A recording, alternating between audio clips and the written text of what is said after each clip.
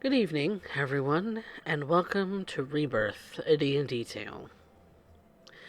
Last we left off, our party of adventurers, the Lucky Sevens, had done a little bit more of the sort of monster hunting that they had been recruited to do in Combe. They took down, over the course of several weeks now, have taken down several bullets, taken down several, and even encountered one amongst themselves, a giant worm, a giant sandworm that was devouring everything in its wake as well. And so the people of Combe are definitely very happy to see some of these menaces be taken care of. The the bullets having run amok with what little farming they're able to do here in this sort of edge of the desert city. Mostly menacing people while they're on the roads to and from the outpost into the desert. Now, this outpost in the desert is said to be the excavation point of a ziggurat out there, an ancient relic from times long past. But that's it's not where our team is headed today. In the country of Argyll, the crown prince sadly passed away, leaving his elderly mother and father to care for the country for the time being. And so, as they are elderly, they must seek another heir, and very soon, before either of them passes away of natural causes. And so the the two most popular who are vying for the heirship of the country of Argyll are Shusuke Hiro of White Ridge of the Northern Province and Kamakita Kaiji, Lord of Kombe, where they had been staying currently. But it seems that the party has chosen to back Hiro as the the upcoming heir, as putting Kaiji in charge seems to be something that the Lucky Sevens doesn't want to have happen. And so, while while Rune and Darius Bliss are out canvassing the nearby villages and the outskirts of the city of Kombe to maybe stir up a little bit of dislike of Lord Kaiji. The other half of the party, Vanya, Kudobe, Lagan, and Kinwin, have made their way to one of the airship towers in the city. These airship towers are very large, and that they the ships that they have coming through are fairly large, sort of cargo ships that are propelled by arcane means. With they they're made of the typical materials like wood and with some embellishments in metals. But the distinguishing thing about these ships is that they have large crystals on their exterior that seem to almost spark with an electric energy. When you look at these Lagan, they definitely have a very familiar build to many of the ships that you've seen on sea. Just they float, and they have no masts. They have a sort of they have lookout towers in the on them, but they don't have sails. There seems to be no need for them, and so that's the big distinguishing difference between a sail ship like you've been on before and this airship that seems to fly across the sky. You've seen um, you've seen several different kinds of airships go through in and out of these airship towers, but the particular one that you're going to be boarding is a fairly large cargo ship with what you imagine to be loaded with all sorts of wines, and it's bound to go everywhere within the country, as Kombe is has a very powerful sort of wine export in in the in the country. And so the first stop would be to White Ridge in the northern province, and your fare to bunk alongside other passengers uh, on this ship would be uh, would be covered by the sale of the bits that you've gotten from sand dogs and from the worm that you've killed. You have enough coin to be able to fly the four of you back and forth, and so but the accommodations are very much bunks. There's really no private rooms to speak of. This is not a strictly passenger ship. This is passengers riding alongside cargo. Cargo being the primary passenger, quote unquote, for this ship in general. No, if you wanted a cruise ship, it would cost even more. But you get settled into the bunks that you've been able to find. You find that you're able to stick together as a group in this sort of hammock bunk sort of style of sleeping space. Um, they give you very small foot lockers to lock some of your precious goods in. Um, that you can share amongst yourselves. Um, and so it's it might not be very accommodating as far as sleeping space or breathing room, but it'll work. The trip is only going to take several days, where walking that distance would take weeks, especially across the desert. Would take a lot of pack animals to take even just water with you. So here you are, you four members of the Lucky Sevens. What do you do? How many other are around us at this point? Like just in the general vicinity, or are you talking about for the duration of the Where trip? we're staying Hmm. for where we're staying, how much of the crew is around us if Um, we were to have a conversation, or is there a spot we could possibly have a private conversation on the ship?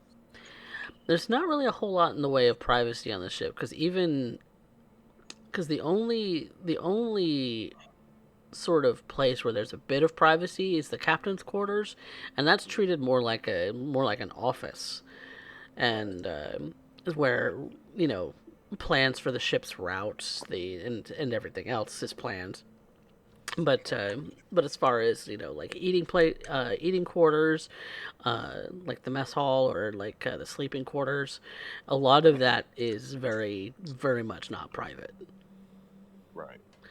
Um, the traveling between the decks, but the different things that are going on, uh, as far as maintenance and everything else. There's people everywhere. Right. So much like a sailing ship, there's just extremely limited space no matter what. Got Yeah, it. it's certainly bigger than the Antbody in terms of size, but it's carrying a lot more in terms of cargo. So Yeah. it's it's definitely pulling its weight, so to speak. Yeah. And crew members are everywhere, just doing everything. Well, Even as the crew quietly quarters are a little bit noisy, with the in and outs because there are rotating shifts. right, as quietly as he can, Lagan is going to try and talk to Vanya, Kinlan, and Kurobe to find out what it is exactly we're doing here.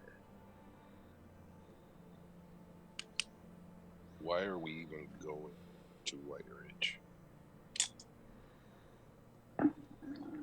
Well,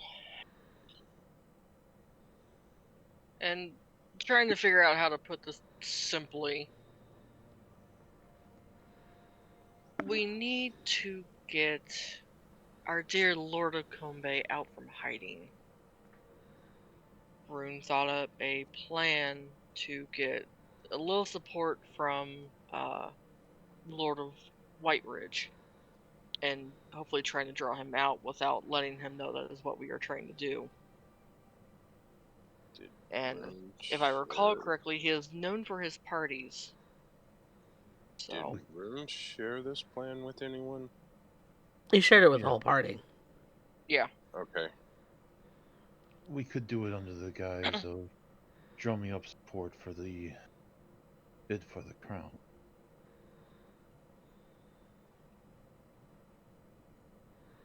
Fair.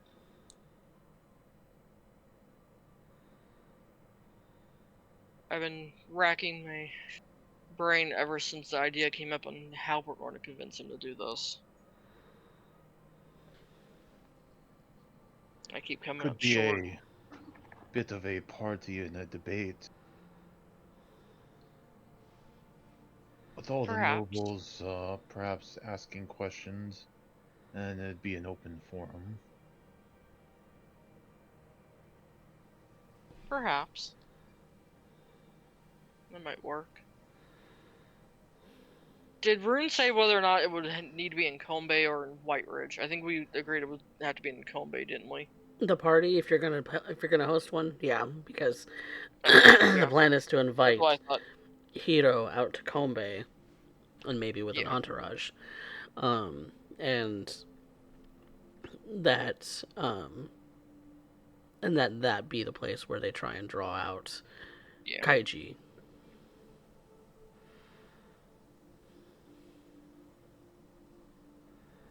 So we need to get him to agree to come out to Kombe for this event, and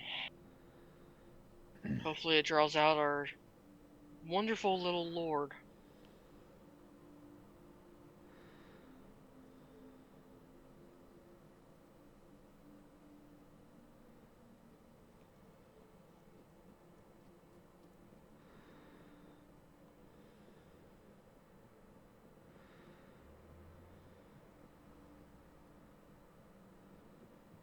Do you have any ideas, Lagan? Or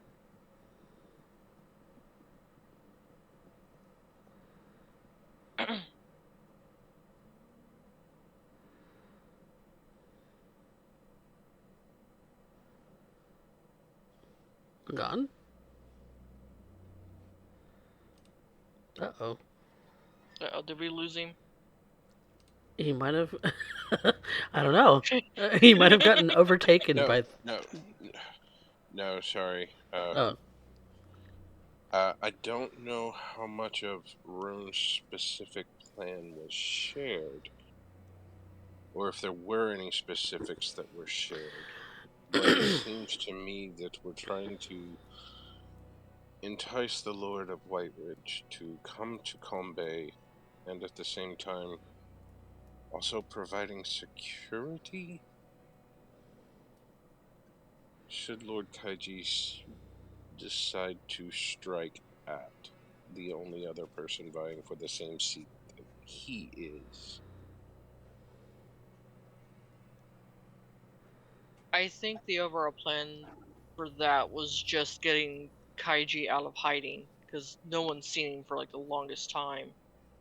Get him And out if of hiding, figure out where it's at, where he's been hiding, and if and then we go from possible, there.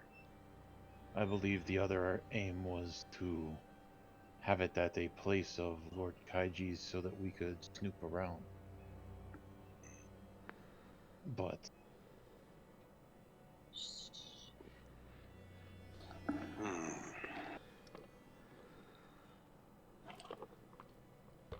Yeah, because that was the general gist of the plan, is to have a party hosted by Kaiji at one of Kaiji's mansions or something. Y'all Yeah. kind of flush him out and kind of snoop around.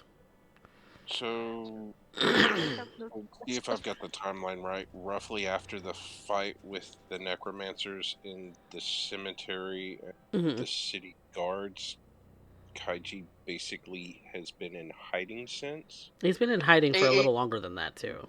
yeah. Okay. Yeah. I wanted to make sure I got the timeline right. It's roughly around that same time, but right around that fight with the necromancers in the cemetery, Kaiji has been in hiding, and He's been now we're reclusive longer than that, but he hasn't really shown his face in public for the better part of a couple of months. Yeah. hmm.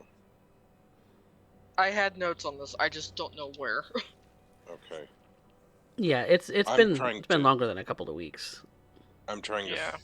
I'm trying to flesh this out for me because what Hmm. I Yeah. know isn't necessarily what Lagan knows, and I'm trying Yeah, to figure out what it is that Lagan does know. So, yeah. In terms of that, yeah, Kaiji's been very reclusive. The aim is to kind of draw him out, and kind of get him back into the public eye, at least briefly.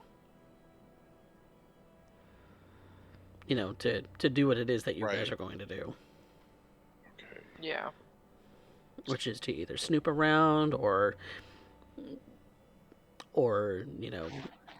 do what it is that people do when they find a powerful enemy in a vulnerable position. Mm, Not that anyone's explicitly said what the plan is about Kaiji, Yeah. just that you I all think we don't like just him. Oh, you gotta stop. we all don't like him. We at least partially know that he's behind all the undead. You have We need to get him suspicions, out of there. for sure. Yeah, we have suspicion. You want to confirm your suspicions. Yep. Yep. And I Given don't the think we really plan beyond that because and given the life. chance, if he is guilty, Kurobe would like to separate his head from his neck. Mm-hmm. Mm, you'll have to fight Lagan over that one. Vanya will bring the popcorn. Mechanically, that'll be down to That's initiative, I'm sure. yeah. Mechanically, it'll be down to initiative. We'll see what happens. If you guys actually Yeah. want Yeah. to fight Kaiji. I'm Lagan pretty sure if we confirm it, yeah. Mm. Lagan is fairly certain that nothing goes on in this city that doesn't involve the guards that he isn't aware of Mm. and personally in charge of from just what they've told him. So, Mm-hmm. Mm-hmm. Yeah. um, yeah, he's fairly certain that Kaiji was involved in that and wants to see him in pieces. Yep.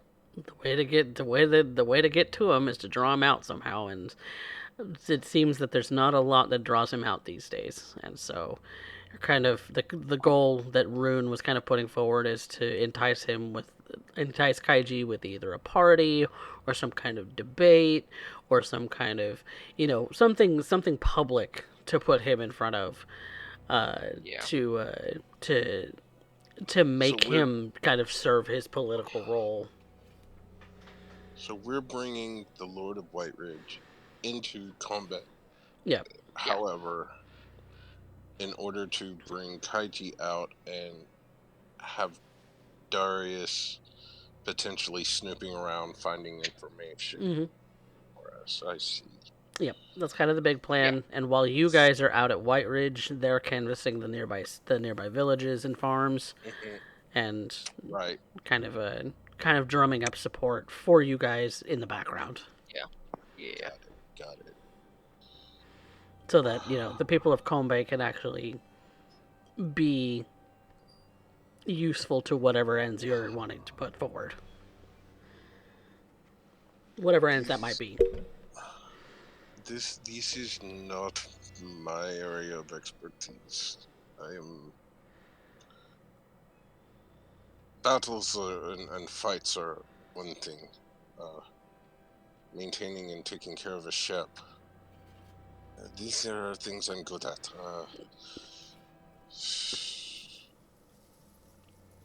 Figuring out how to flush rats out of holes in hiding, other than setting fire to everything. I don't really know.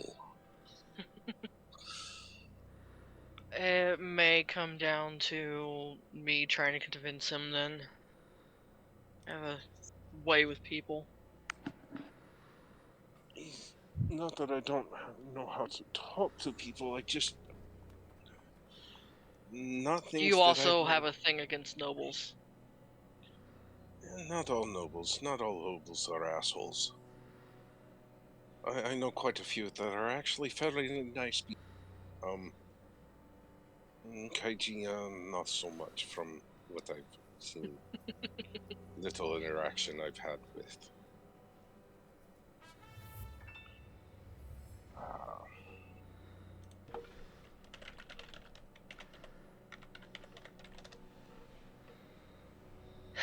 Well, we've got a long road ahead of us for this. we have plenty of time to discuss and come up with At least I a like somewhat this solid idea. plan. I like this idea of debate. Get Lord of Whitebridge to discuss or debate differences in policy between Kaiji and himself. Potentially a ball that gives Darius more time for snooping. That We sounds like a good idea. Combine the two. We need to Maybe. kind of have someone keep an eye on Darius as well, because he's got very sticky fingers. That's the man who knows him best. Look on. I do believe that would be your job then. How the hell am I supposed to keep an eye on him when I turn around and find 10 fucking platinum in my pocket? Or reach in the same pocket where it was and it's no longer there. How am I supposed to keep eyes on him? It's not like I can put a tracker on him. I would that I could.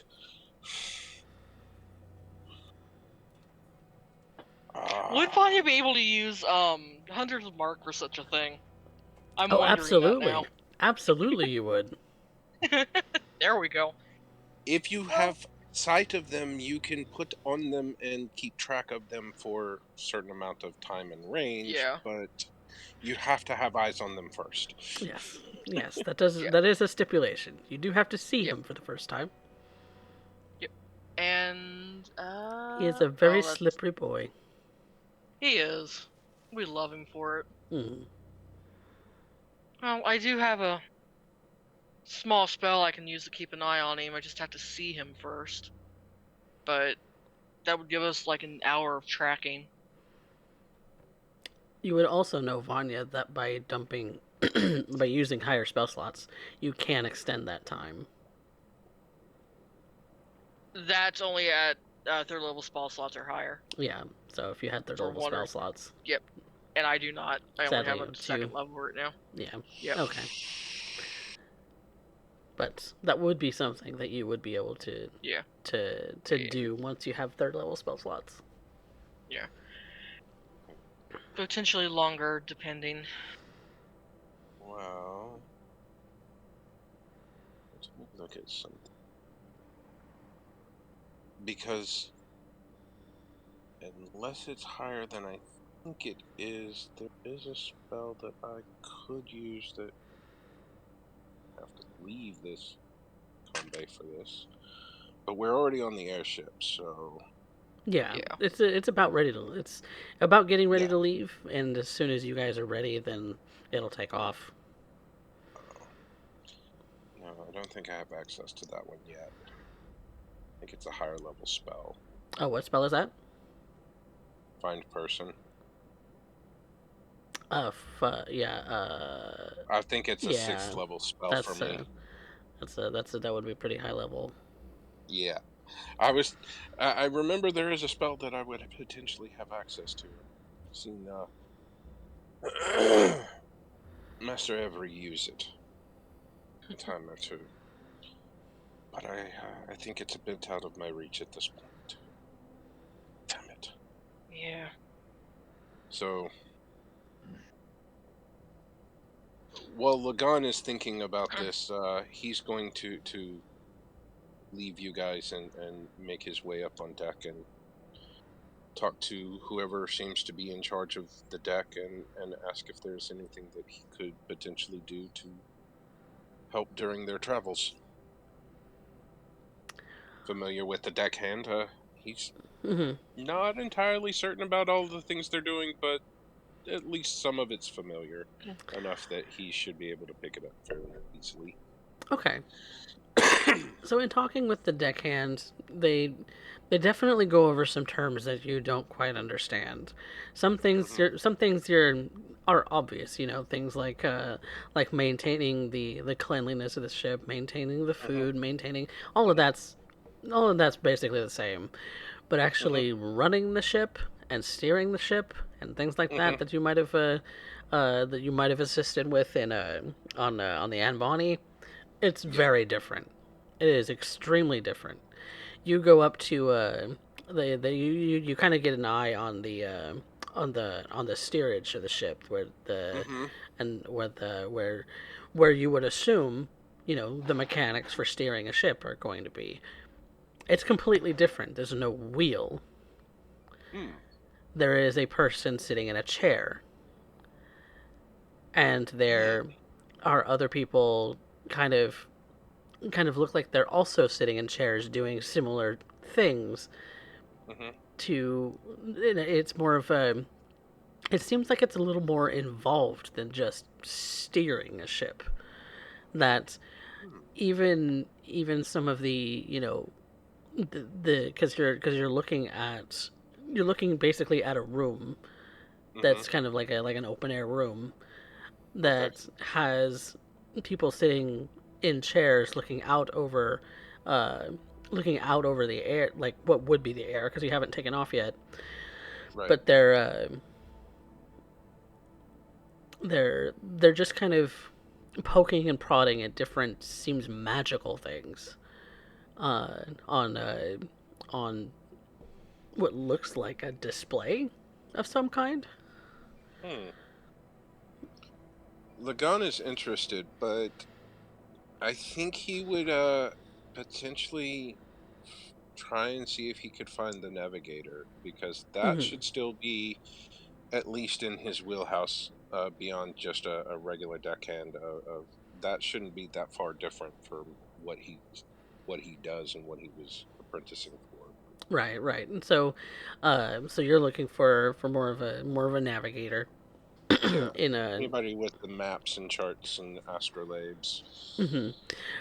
That person is currently in what would be the captain's quarters, which is kind of like this big sort of navigation office at the time, Hmm. um, where, you know, there are scrolls of maps all over the walls. There is a sleeping quarters where Hmm. someone could sleep, but it's there's desks and chairs and bookshelves of all sorts of different you know, tools and scrolls and maps of all kinds. There's you know, one specific map of sort of the whole country of Argyll that Hmm. that they've basically mapped out their route on, and so uh, it makes this sort of, you know, circular motion around the big cities of the whole country, uh, and and kind of, you know, takes on cargo and offloads cargo as would be appropriate. Lagan would be studying the navigational charts they are Hmm. Which are a little different because they're more air charts. They're kind of seem to be more they seem to be even more concerned with weather than maybe even a sea ship at times, right. because you know, you get up high enough in the air, you know, people can't breathe. Uh, Yeah. you stay too low into the air, then You lose or you speed. run into storms. You lose speed. You lose Mhm. visibility. much like you would on sea. But there's also the potential of running into mountains and crashing into deserts and being being stranded, much like you would out in the water. Um, but storms in the upper atmosphere are far more common than they are in the lower atmosphere.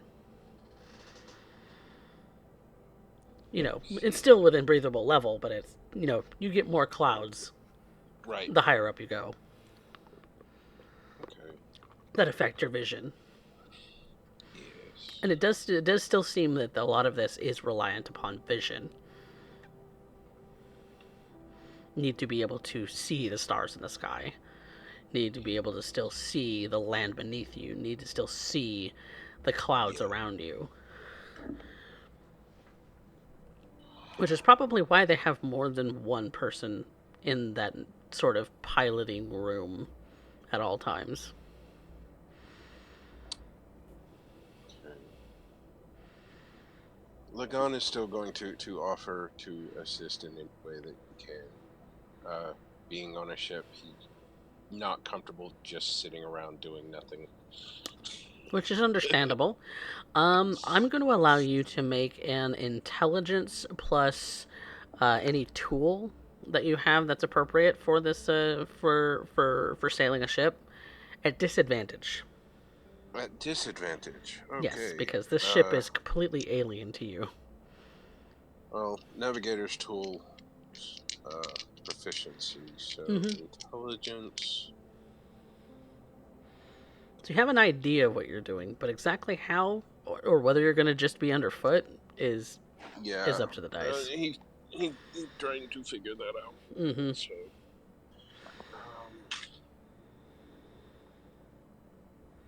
17 or 17. Plus proficiency would make that dirty 20.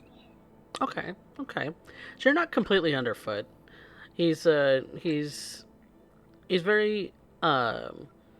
he seems to be very open to the way, and maybe some methods that you're aware of that he's not, some methods that he's aware of that you're not, and how they could be combined, or the different things like that. It seems like you know enough about what you're doing in concept that he's not going to write you off as just someone going to get in the way. Okay. So you're not getting in the way necessarily. You might not actually be able to physically assist all that much, but he's definitely impressed by your ability to conceptualize things and be able to work out navigation problems that might arise, that sort of thing. Yes. But as far as the actual running of this ship, Oh no. other than being on the deck, there's not a damn thing that Lagan can do. Not a whole lot I that you can got do that. except talk to this guy. He's willing to give you an open ear, but he kind of doesn't want you to touch anything. Lagan doesn't want to touch anything. And if you're gonna be okay with that, then he's okay with you kind of being in the corner and present, Yes. as your advice might see fit. So Okay. you can at least provide some advice. Good. He's still doing something that he would be doing as on the Bonnie, as far as helping out as much as he can with navigation, and where necessary for the crew on the deck.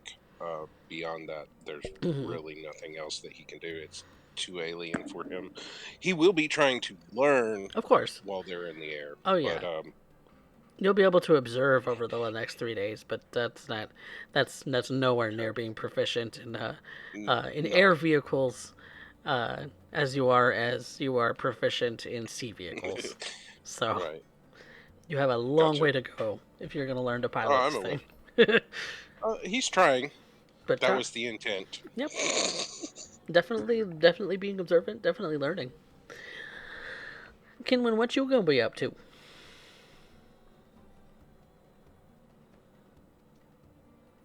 Just relaxing around the boat. I don't have much experience myself. This would be my third time on one. Mm-hmm. This is also a new experience in that you will be flying as well. And what is as the boat starts to kind of jolt a little bit and start to move into the air, just kind of hovering, higher and higher. How does that affect you? Do you get airsick? Well, it certainly feels different than flying around as a bird. Which you're still learning how to do anyway. Wait, actually, did I even get access to that yet? I don't know that you have access to fly speeds yet. Your doesn't stop you from attempting to take a bird's shape and trying to learn. But Okay, so yeah, yeah, I guess I get a little sick because I've never flown before, mm, and yeah, I don't get flying speed until level 8. all right, okay, yeah. So your the bird shapes that you take, you attempt to flap your wings, but you just haven't gotten the hang of it yet. Um, so it's still something that you're learning. But even just those little drops that you take from little perches so that you don't fall very far. Um, even those kind of give a sinking feeling in your stomach a little bit. So this is starting to feel a little like that. Like you're out on a branch that you're not sure is stable. Starting to feel a little bit like that, especially because this branch is moving now. Yep. Your hammock bunk just kind of starts to sway a little bit in the movement. It's how much relaxing is Kinwin actually going to get up to the on this trip? We'll have to find out. But do you do anything else? Do you interact with the rest of your party? Do you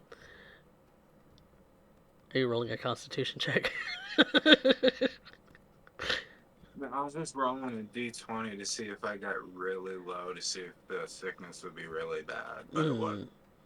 Okay. Okay. So you're able to hang on to your lunch, but if there's any kind of shaking, it might put that to the test, like to an even bigger test. But you're thankfully not in the middle of a storm right now, so there's no immediate danger of losing your lunch. Vanya, what are you doing? Vanya would be up, just kind of looking around at where she's allowed to be, obviously. Mm-hmm. But before she would have gotten up, she would have used the sending stone Karthus had given her to send him a message, say, "Hey, we're leaving now. For the love of God, stay safe." All right. And he'll, upon hearing your message, he'll send back, "You be safe too." And that's all that he says. And after that, she'll be up, just kind of exploring. Okay. Anything in particular catching your eye? No, just she's never been on a ship like this before, and she wants to see what she can of it. Just kind of observing with maybe some of the Yeah. other passengers who are observing. There's even a couple of kids that are a little bit scared because the ship has started to move now, and they're kind of just kind of sitting in one of the corners in the room just to kind of give a little bit of a stable seat to while the ship is gradually lifting itself up in the air. And seeing them be a little bit scared, she would have sent Zephyr over to kind of distract them from it. Zephyr is a very cute dog, but you also know that he's a very intimidating dog because he's so he's because He's he is a big wolf dog. So I would like just a general charisma check from Zephyr. Zephyr. Okay, let me pull up his thingy. Ooh, that's a -2 for him. He's a good boy, but he's a he's an 17. Oh, good boy. Very good boy. He's a very good boy. He's he knows that he's fairly large. He knows how he can come across. Whether or not he actually can put that into a concept, you're not really sure. But he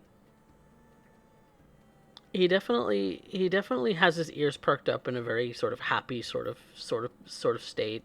He's he's a little wobbly on his feet lifting up in the air too, but he's kind of he kind of gets down on his belly, kind of just creeping up a little bit to the kids, in a friendly manner, kind of then rolls over onto his side, begging for like belly scritches.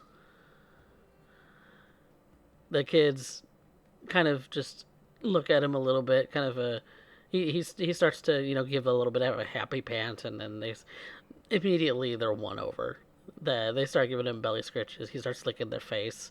He starts, like if they start to get a little rough, he just makes a little noise at them when he starts to get annoyed. But he takes it like a champ. He doesn't get very annoyed very quickly, and so he's he apparently knows what he looks like and can downplay it fairly well.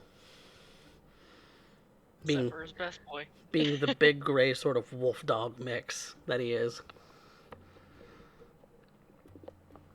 Who even knows? He might have been part dire wolf. With his size, highly likely. So I mean, he's big compared to Vanya, who stands at 6 feet. yeah, So he's a big breed of dog, and the big breeds tend to be a little intimidating to little kids. yeah, Things like like the equivalents of like Great Danes or Mastiffs or things of that sort. They tend to be a little scary to little kids, but yeah, he immediately gets on their level and is like understands that they're just little kids. yeah. His big floofy tail wagging, just kind of very happily. He's probably enjoying the attention anyway. Oh no, yeah, he loves belly scratches, like none other. Kudobe, what are you doing? Kurube probably would have followed Vanya up and is probably just sitting, like, just kind of looking up at the sky and either maybe asking Vanya if while they're looking at everything, she would like to play some dice games or something, or just Okay. practicing with his flute. Ooh, you have a flute. Yeah. Interesting. I don't think anybody knew that. So when you do pull it out and you start playing it, that's and if you're next to Vanya, what are you thinking? She's gonna tilt her head a little bit. I didn't know you had an instrument on you. Oh, I'm kind of rubbish with it, but you have to have a hobby on the road and something to occupy yourself. Well, play it. Let's see how rubbish you are. Maybe I can help you. Kudobe, that's going to be a performance check. Are you proficient in musical instruments? I have a proficiency for this one, I believe. Okay, so you can add your proficiency bonus for that.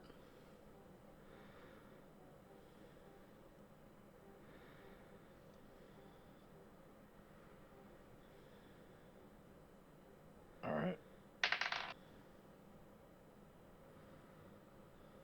Yeah, it's a 10. He's a little squeaky. He doesn't quite have the armature dialed in yet. Okay. Let's work on this. I've been doing this for The years, and I'm still rubbish. Well, luckily for you, my mother is a music teacher, and it kind of picked up with me. Your mom's Aha. fluent. Your mom's fluent in every instrument there is in the book. My dad makes them, my mom knows how to play them and teaches others. Kind of an interesting family dynamic. But she is going to sit with him off to the side so they're out of the way and start teaching him how to play it properly. Okay. So going about instructing him on how to be better at this. I'm going to ask you also for a performance check, Vanya. Woohoo. You are not proficient in flutes, are you? No, she's proficient with the guitar, but I do have proficiency in performance. Yeah, okay, so you just have performance in general. Okay. Yeah. 24. Damn, she's good. Wait, how do you get your finger in that position? Hey, mine don't work like that. Well, you also probably can't move your fingers as well as you used to be. Just True. practice it, and they'll become a little bit more limber. Hopefully.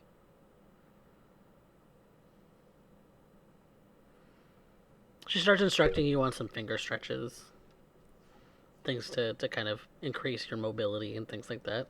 Because the excuse is that your fingers don't quite work that way, but you can cover the holes on the flute pretty well. You're fairly certain that that the way in which she put her mouth on the instrument was different than the way that you were. She was doing it a little differently than you were, and that's what you're observing. Well, we have nothing but time. And maybe eventually you and I can play together. If you want me to ruin something beautiful. I doubt that could be the case.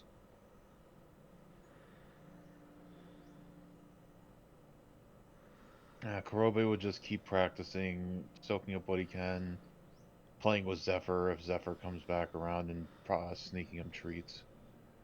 Sneaking him treats? Does Vanya see him trying to sneak treats to him? Well, let's find out. Kodobe, that'd be sleight of hand. Vanya, that's your perception. Passive or active? I'm gonna say passive for the first roll. Alright. 3. I have a -1.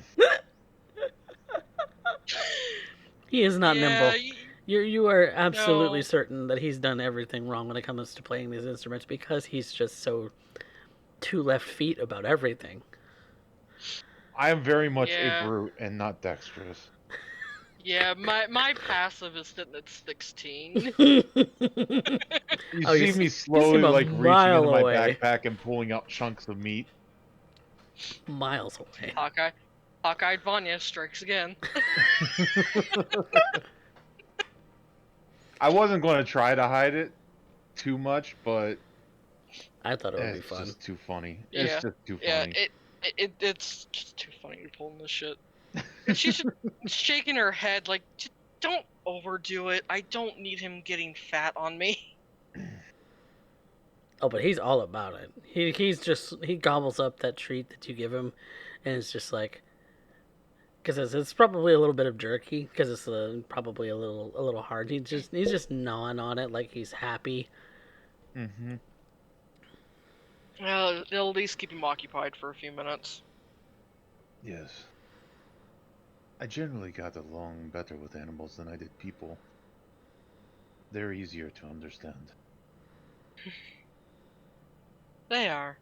There's only a handful of people I got along with back home. But you put me in with, the dogs and the wolf dogs that one of the older elves were raising for the rangers of the city and whatnot, they'd be all over me, and I in turn would be all over them.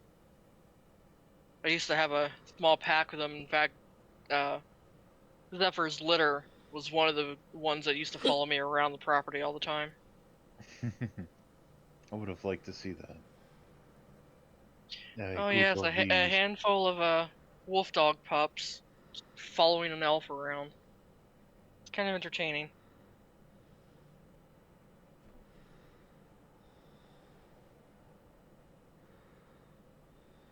Mhm.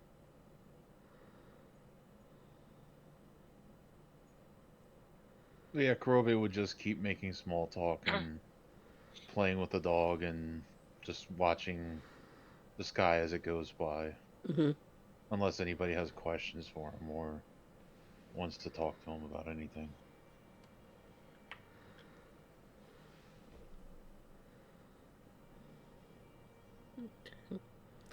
So since this is going to be about a 3 or 4 day journey, I'm going to have each of you call high or low for the day. That will determine whether or not there's going to be something that happens or something that doesn't. Ooh. So, Oh, fun, fun. so we're going to ask for Lagon for the first high or low. What do you call? Mm. Hi.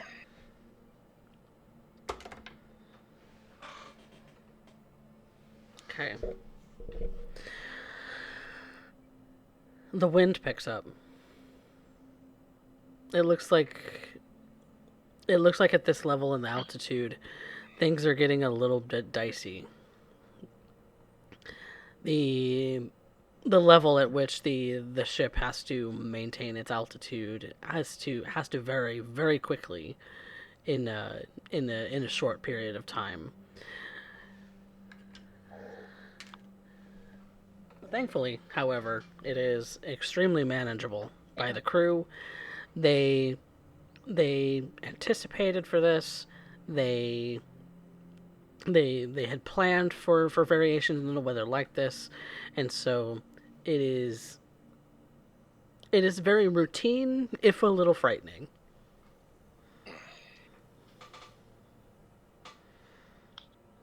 So, next day, Kinwin, high or low?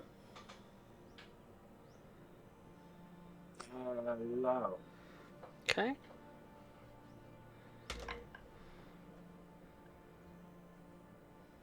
The day goes off without a hitch. Not a cloud in the sky. Clear day. Wind is gentle. It's actually pretty good progress for an airship. Nothing out of the ordinary. Vanya for day 3. Low.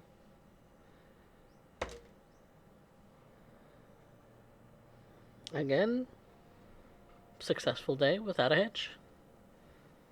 Calm weather, as is what's desired in most cases. You start to see what you're passing over these few days is you're seeing a very grand bird's eye view of the desert below you. You see that it is in general a sort of like a ruddy brown, but you know that when you get closer to those sands, they do start to kind of meld in color with yellows and oranges uh, and you even swear that you could see the little specks of people at the outposts, at the ziggurats, at the different points in the desert as you're passing by.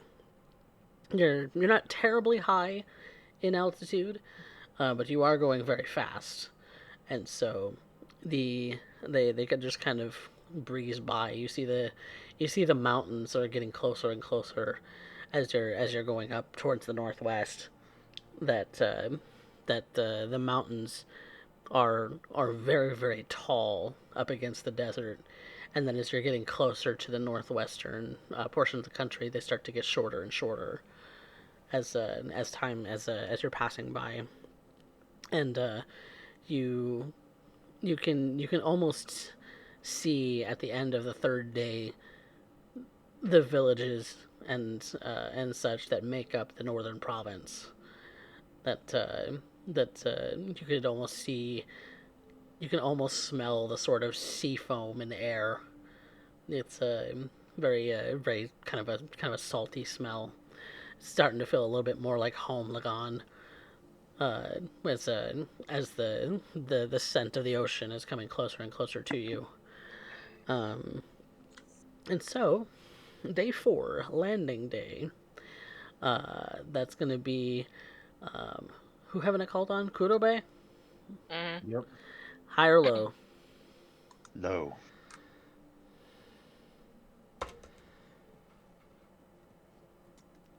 Perfect landing. It docks at the airship tower without a hitch.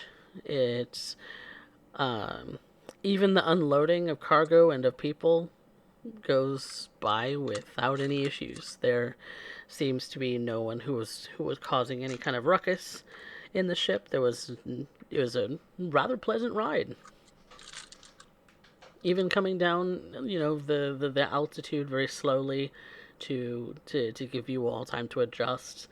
You could definitely now smell even more powerfully um, the sort of the ocean breeze going by you as you see the city of Combe, or the city of White Ridge, is given its name because it is made, the city structures are primarily made of white stone. The white stone that makes up the shorter mountains in this particular region. The the the city is very very open. You don't really, as you land, you don't really see um, much in the way of gates blocking off and much of anything. It's you see wide roads and sort of shorter buildings, but um, this sort of airship tower is really the tallest building in the entire city, and so people are ushered off. People are ushered on. Cargo swapped back and forth. It takes y'all roughly about an hour or two to even disembark, but there's no real pause, and so it's just a continued process. You get the idea that this is fairly regular, and when you exit the tower, you kind of find yourself in the city's center, in that you are amongst busy people. This whole square is busy with carts and shops and people running back and forth. Um, it's a very open city. It's very very different from Combe. Combe is definitely very reserved in its feel, where White Ridge is welcoming. You have people saying hello to you over numerous times. You have people who, when they accidentally shoulder check you, give you an apology in their sort of, because they are speaking in their in the common of this um, of this country, but it's very thick in accent. And so it's a little hard to understand, but it's definitely an apology because they look like they look as if they are apologizing. As far as facial expression goes, you see very different numbers of kinds of people. You see genasi, elf, human, tiefling, all sorts. You see a couple of furbolgs. You see a couple of giantkin. You see Just a wide array of people here.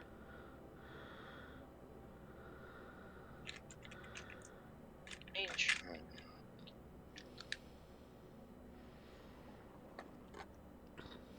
Oh, what were you saying, Vanya? I didn't hear what you said. Discord. Discord must have derped for a It moment. derped for a second, yeah. I hate Discord sometimes.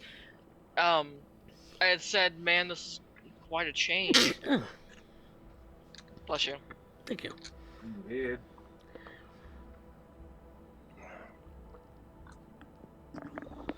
So, where to first?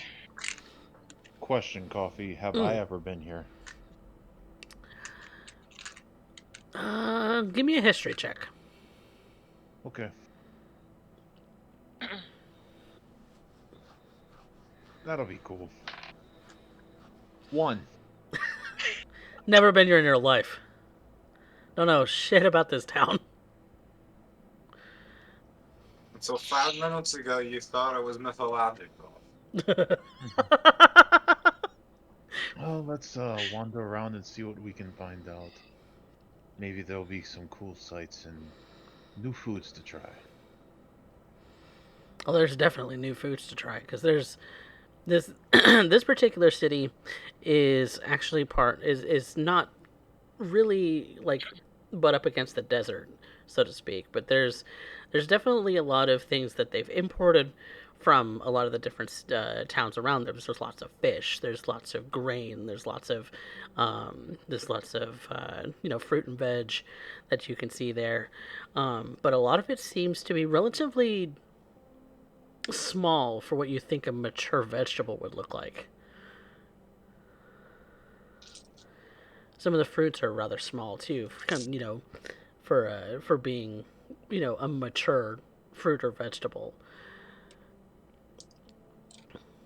So something's weird about this place. But there's plenty of grain, like wheat and rice and other such things. There's lots of fish, of all kinds. You see, various different large fishes that have been, already kind of portioned out in the stalls. The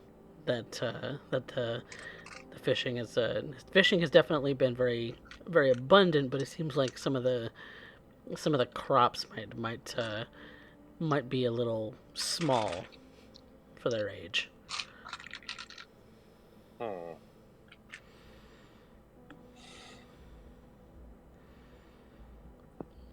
But the people at the carts are definitely willing to sell. Yeah, Kurobe would just be following his nose and looking through, sampling stuff going throughout the market, and Mm-hmm. keeping his eyes open for anything that appears interesting. Lots of spicy food. Excellent. Lots of spicy food. Most everything has that little bit of pepper spice, and you see that there are plenty of stalls selling all kinds of different peppers. So you imagine that that peppers are definitely something that this city takes very much a lot of pride in. Anya's kind of following along and listening for the kind of music that they prefer having played. Mm-hmm. That might come in handy later. You can definitely hear bands, sort of like a little instruments, like small groups of instrument players that are just kind of walking the whole of the market, just sort of taking a tip here and there from whoever has a coin in their hand, or is willing to hand out a coin. And but it's very much that this place is very much the instruments that are commonly played are those that have strings, like guitars, like violins, banjos, and the like. And so lyres and harps uh, and uh, and that sort of thing. And so imagine that this little band that's kind of walking around is a little like mariachi. And so that's the kind of sound that you're hearing in White Ridge. Okay. As I'm Which is walking, oh sorry. something coming through the cities that they've been to so far in the country that fits. Mm-hmm. It's been pretty consistent. But you never know city to city. Mm-hmm. Mm-hmm.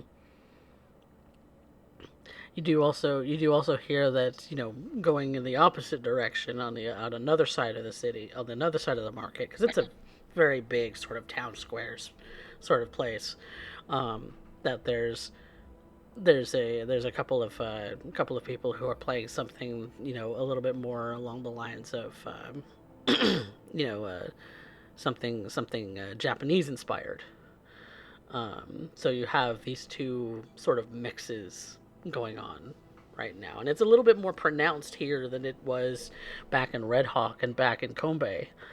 That there's just a mix of a lot of different things going on here in White Ridge. I could get used to a city like this. Hmm. Now, as we're walking around, Mm-hmm. do I notice a particular thing that is famous here, like a craft of some type, or Um, like a food? Generally speaking, um,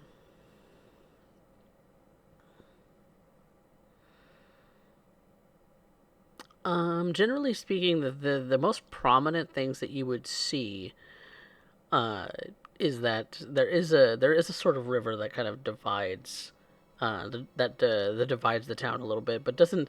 You see that there's plenty of bridges that span it, that nobody's having an issue getting across. So there's no degree of separation really.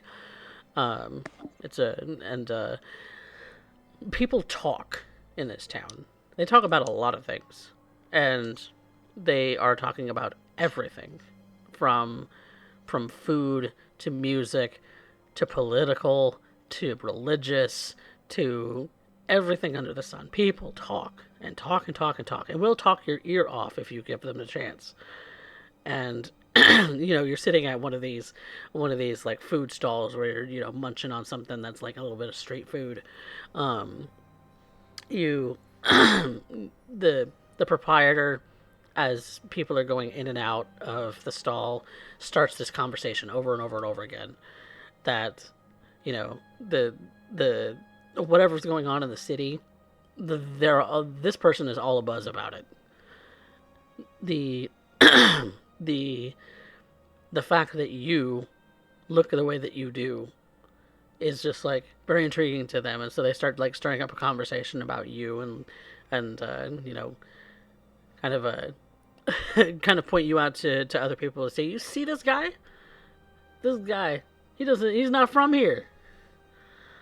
Hmm.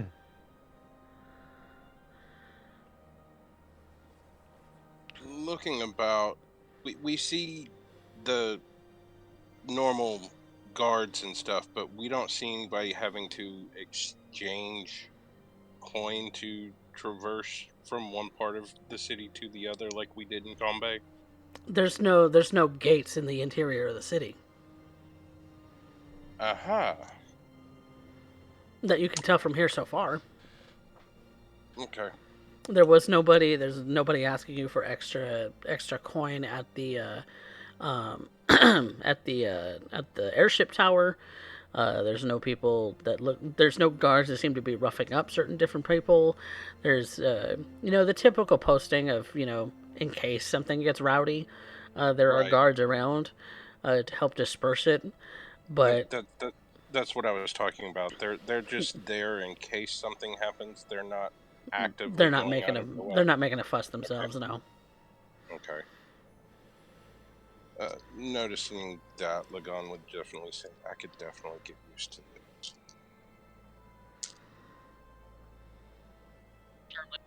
Feeling than Kombe. Say that again. Certainly lighter feeling than Kombe. What's with Discord and doing that to me today?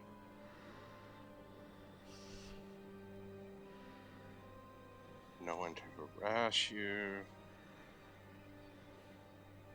extort you.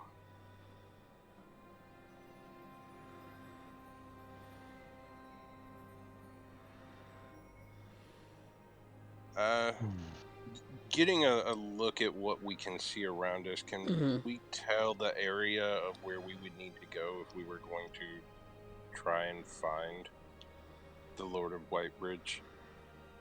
Yeah, if you're being a little open about, getting directions, then somebody's going to point you in the direction of uh, there's the there's the town hall, there's the there's this place, there's this that place and that place, and they're kind of point you in the directions of like the four different places that you might be able to meet Lord Hero, because he's often involved in everything to do with the city. So whether he's going to the guards outpost, that's like the main headquarters of the city, or if he's going to the city hall to overhear and rule on different laws, or different things that need to be addressed in the city. He's, from what you understand, the city hall is probably the public forum, Mm-hmm. and whether he's there or not, there are administrators who would be able to pass along, different concerns from different citizens. But the general feel is that Lord Hero is much more hands-on and involved And than very busy. Lord Kaiji. Than Lord Kaiji seems to be with Kombe is what I'm getting, right? As far as publicly, yes. Yes. That's what I mean. Publicly, he seems to be much more hands-on and More involved visible. Yeah, he's definitely Yeah. more visible. Okay. That Sounds like we may need to set up an appointment just to talk to the guy. You do kind of in the course of things do overhear a couple of people kind of complaining that the yield on their crops has been a little low this year. That things are definitely looking towards there might be some kind of shortage if they're not if things don't pick up. So the city might be going through, a little bit of a shortage on, the kinds of things that they farm, because this is primarily a farming province. Lagan would take Kenwin aside and quietly speak to him. I'm told there are those of your kind that can help with the growth of crops. Yes, very much so. I can help. If we are here long enough, do you think that would be something you could do? I would need 8 hours. I have no idea how long it would be that we need to be here. I'm just saying, if we are here long enough, is that something? And Lagan will hold out whatever the vegetable was that he got Mm-hmm. with his food. Does this look right to you? It's awful small for what it's supposed to be. Does seem so, yes.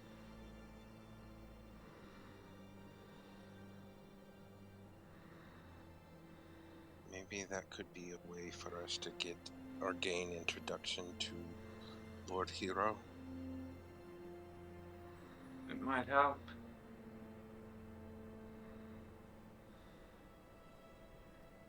And then Lagan So would. if we Go could ahead. find the point where most of the crops are within a half mile of that point, that's where I should do the little ritual.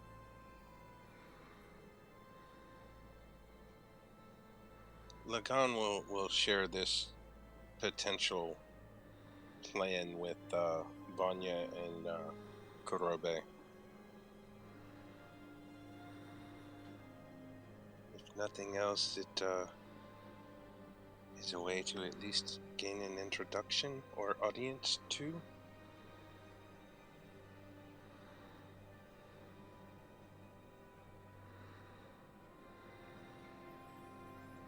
Is an idea. Hmm.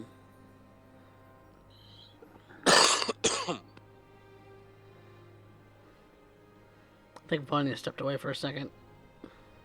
Kurobe will just nod. He's all for enriching the lives of anyone he can around him.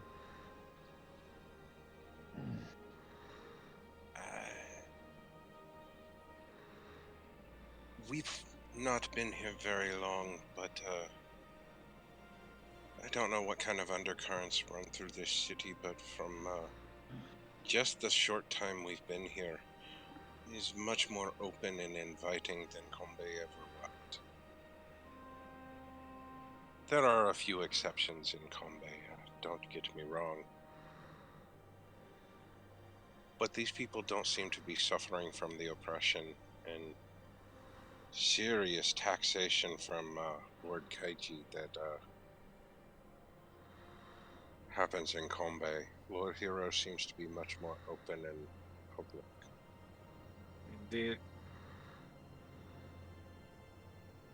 And again, this is a quiet conversation, not trying to be exactly overheard.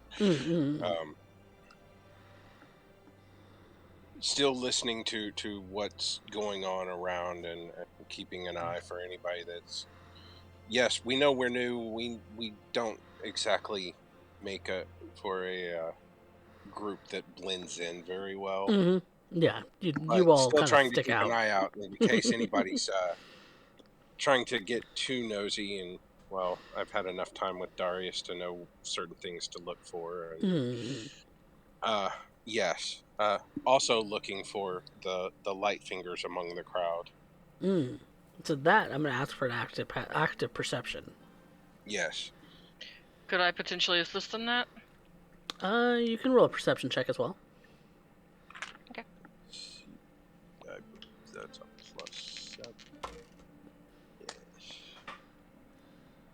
So 23. 24.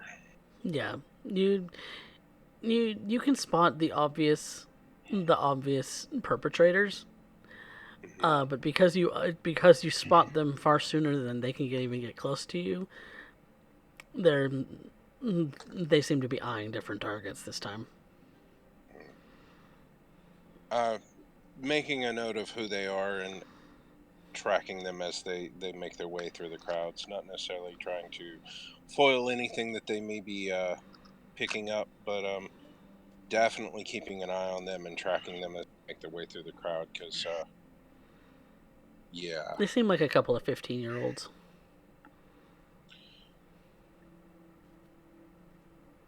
Okay.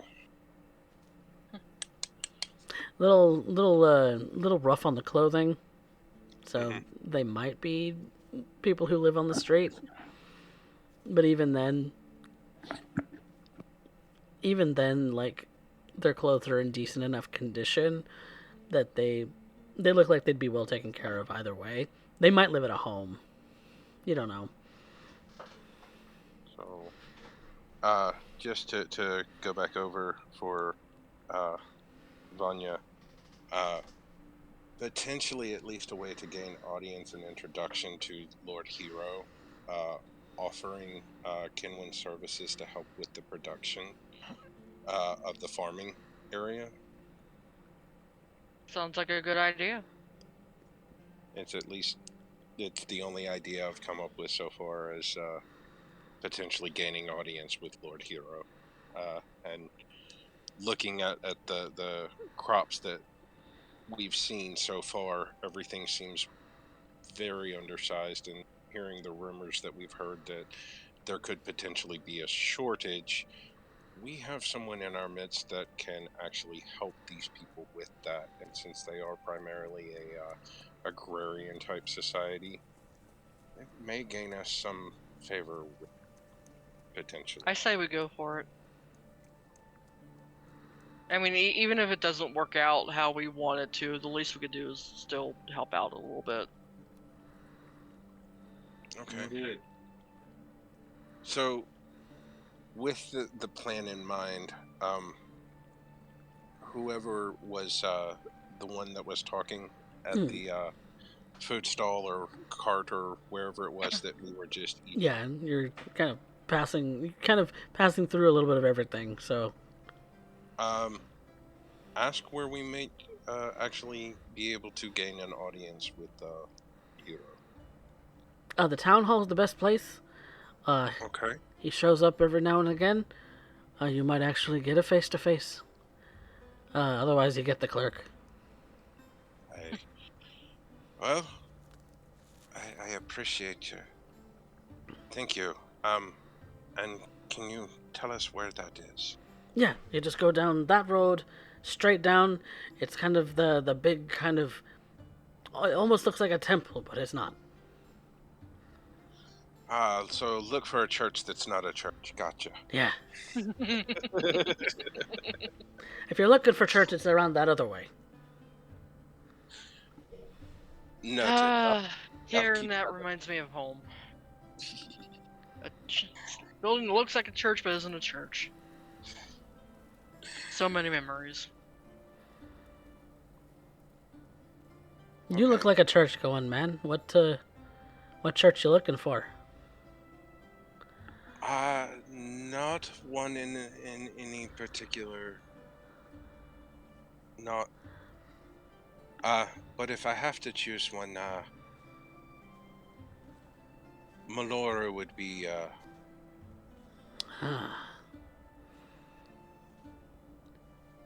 Mother of us all. Yes. That one's kind of on the outskirts of town, but the Temple de Cord, that's just down that way.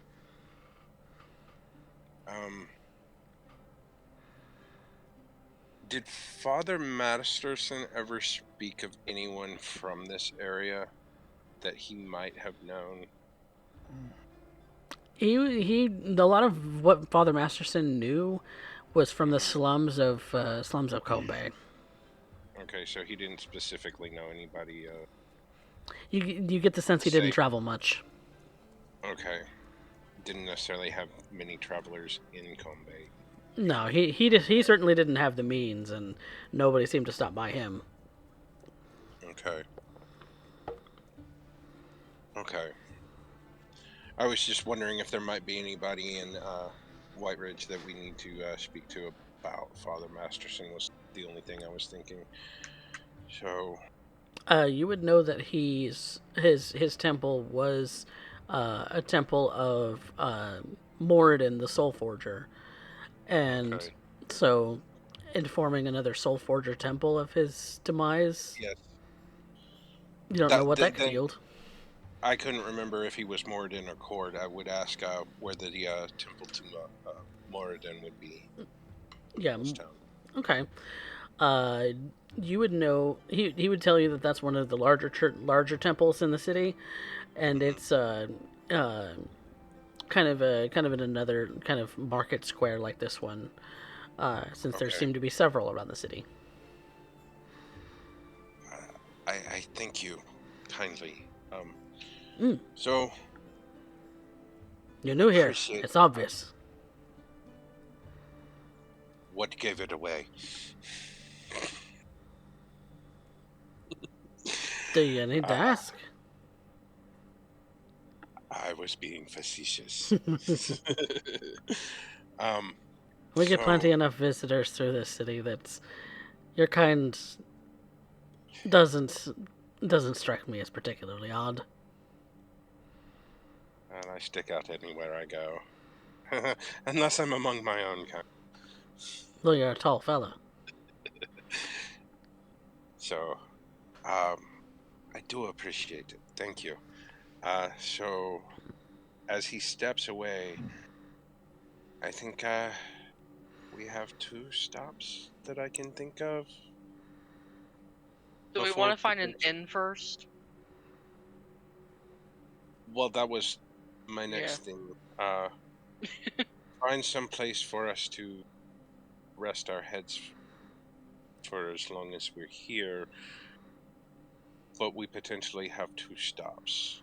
I have 2 at least.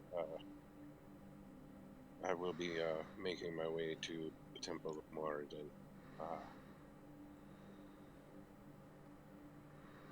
And Vanya, being the curious sort, would go along with you. If you wish to do that, I could try to sort out our lodgings and meet you at the town hall.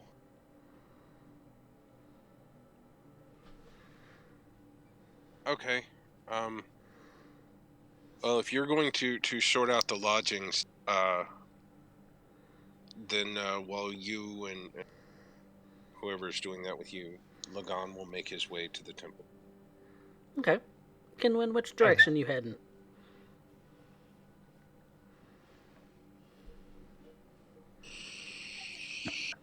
I would like to go around to the various temples and say a prayer in each one. Okay. So you're gonna go with Vanya and Lagan towards the temple, and they'll probably make rounds to other temples as well. But you can definitely go with them. Kurobe can go by himself to go and sort out lodging. yeah, I would also be keeping my eyes out for a couple of things in the market. Okay. You're looking for something specific? Two things. Mm. One,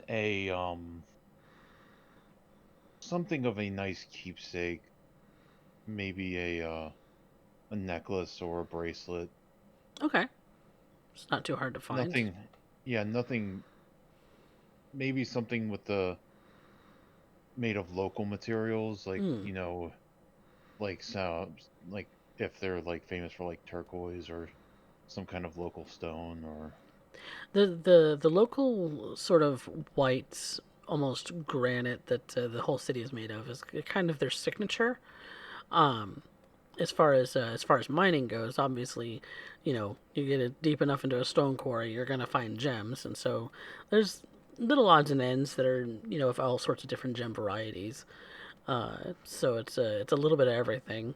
If you're going for something that's not terribly expensive, you can get like a polished rose quartz that Okay.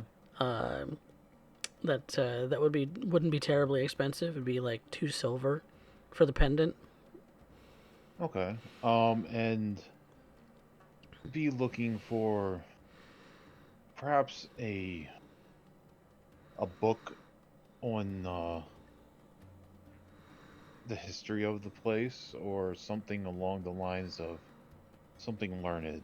Uh, As far as the history goes, you would be pointed um, towards the library because well, I'm there's a looking for something that I could take home, that you can purchase. Okay.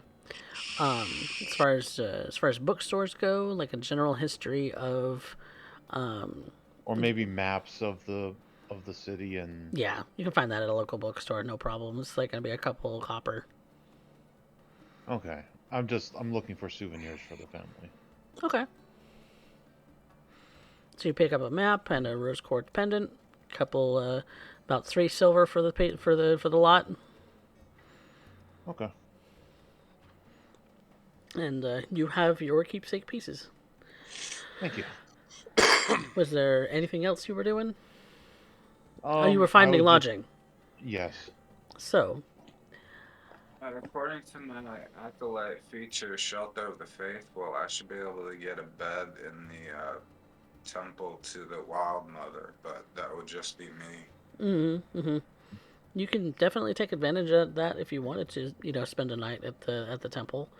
They'd be willing to accommodate you. But as far as other lodging for other individuals who might not have that feature, uh, Kudobe, you would find several inns of different varieties, some richer than others. Sort of kind of in the middle range is the typical tumbled wench, where it's plenty of rooms, plenty of drinks, plenty of food, the signature tumbling sort of big-haired wench on the side of their banner, just sort of looking very welcoming if she even if she's tripping over her own skirt. Hmm. So Ah, you this place looks good. you definitely see that, and you see that when you walk in that very similar to very similar to the dress of the mascot. All of the barmaids seem to be wearing something similar, where there's a sort of blue dress with a white apron, uh, kind of a look, with their hair kind of tied up all together, uh, and very welcoming smiles. And you could approach her now, or you can get a drink first, or what would you like to do? I'll just approach up.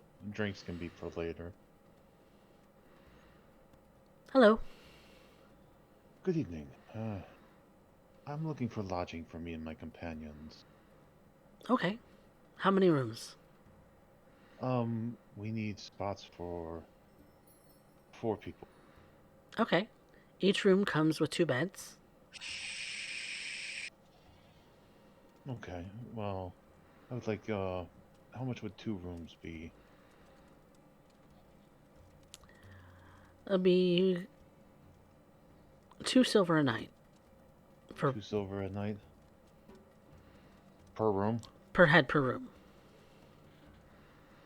I'll, oh, per head per room. Yeah, so it'll be 4 silver for both beds. 4 silver for both beds.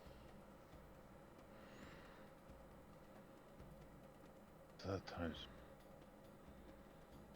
I'll pull out 2 gold and say, I'll reserve 2 for 5 nights. All right. And she'll hand you she'll reach into reach under the counter and pull 2 keys. These are side by side, so you and your companions can still room close to each other. We only had those 2 spaces next to each other today. Oh, thank you. That will be wonderful. Does this come with any amenities like breakfast or Breakfast is is served all in the that morning. covered? Excellent. Thank you very much. We will be back later and probably partake in drink. Look forward to it.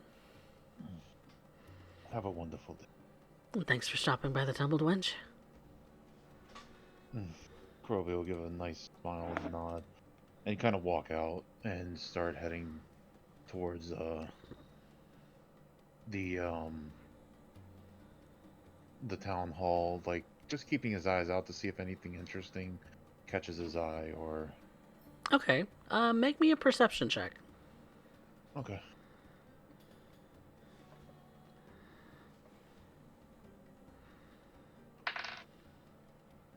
$21. Okay. You still overhear rumors, about the fact that the vegetable crops are starting to get a little dreary, that things are starting to look a little dire, and you overhear the second person that they're talking to. You overhear them say, "Well, what if it has something to do with the haunting? That that ancient sort of tomb.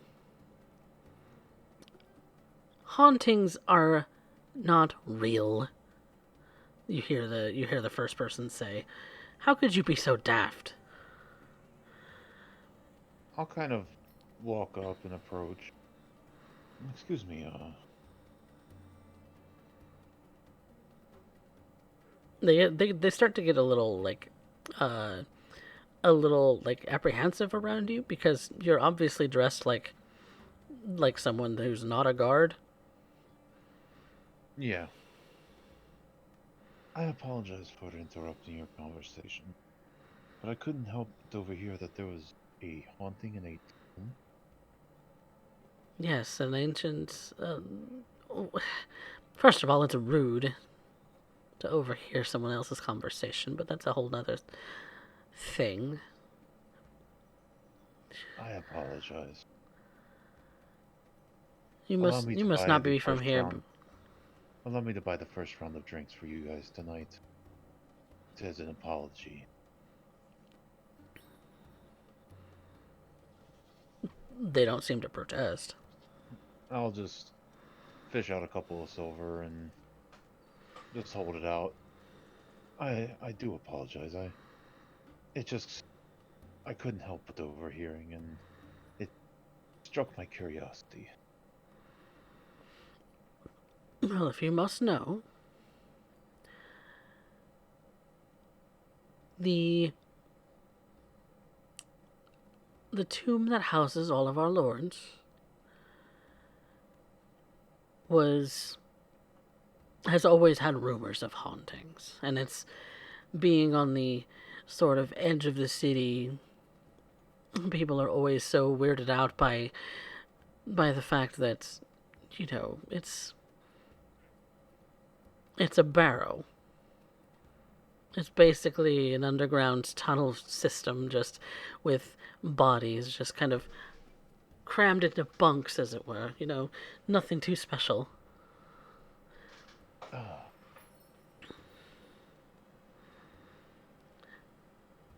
that is But it. haunted? Poppycock. I thank you for your time, and do apologize again. Have a wonderful evening. The second person pipes up again. I swear, passing by it, you hear wailing and crying. I'm I'm not crazy.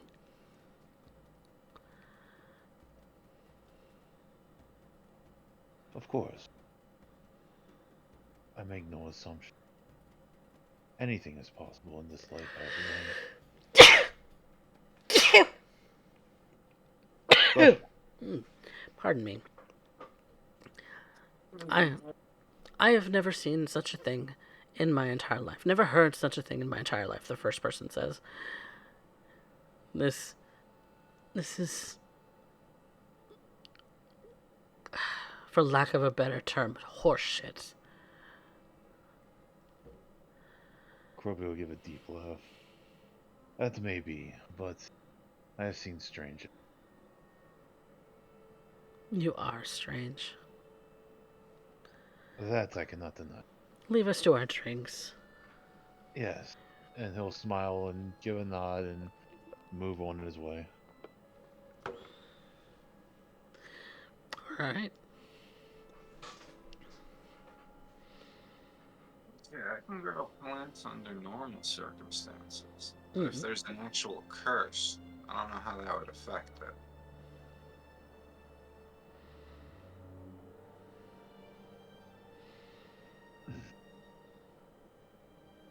Okay, when you're saying that to Vanya and to Lagan? Yeah. Okay.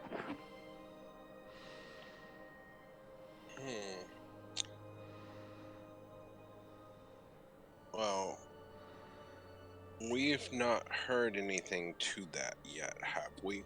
No, that's I imagine that was a Okay. comment out of character, or maybe some Okay. speculation on Kinwin's part. Okay. Or I jumped the gun. Maybe it's some speculation on Kinwin's part. Just kind of thinking about what's been going on in this country as a whole. If there is a curse on the ground. It could just be bad year for it. Several things that could play into that. But perhaps your assistance and my assistance, if we're just speculating here on this, wouldn't be out of line if such a thing. You perform your ritual and potentially we do something to help remove this curse. If there is such a thing here. Indeed. So which temple are y'all heading to first? To the Temple of Moradin. Moradin, okay. Yep. The typical, with it being a larger temple, it does have a lot of embellishments, and it's very well. It does seem like they do get a lot of patrons to come and worship here. The main worship area is fairly large to accommodate for a large gathering of people. You get the sense that unlike some other temples, they might actually have scheduled events, scheduled sermons or scheduled get-togethers on different days of the week. where Father Masterson's temple was very small and very sort of come when you want sort of a style. Um, so the temple doors aren't always open, but you give a knock on the outside. The typical iconography of the the hammer and anvil, with the spark, the typical depiction used for Moradin, as that was the strike that created the soul. And so you you are greeted by a monk. He's kind of in typical robes. Um, he's seems to be Genasi, maybe of an air variety. Um, he's wearing simple clothes with an icon to Moradin around his neck, and he greets you with a blessing and says, "Can I help you?" Yes. Uh, could you possibly show me to whoever runs your temple here? I have news of a brother of yours from Kombe. Oh, news from Kombe. How long have we been here? An hour? Maybe? Thereabouts. uh, roughly, an hour from Kombe. All right. Sure. Come on in. He seems a little hesitant, as to not entirely sure that he's had very many guests of this nature before. He Okay. may be a little new to answering the door. You don't know. Okay. Lagon would hand him a silver the alms. Oh, well, thank you. And he'll go and put it in the proper box for taking taking coin. Um, and he says, just have a seat at um, one of the pews, and I'll go and see about bringing him down. Thank you. Lagon would find somewhere that's less occupied by others. And there's not many in the way of the people who are here, except for the monks. Where Lagon, Vanya, and Kinwin could potentially converse if they wanted to while they were. Okay.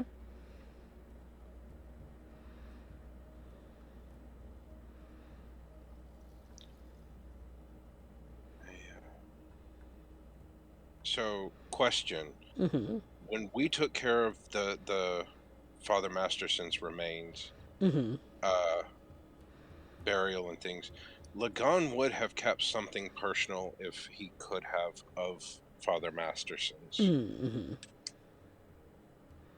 Um,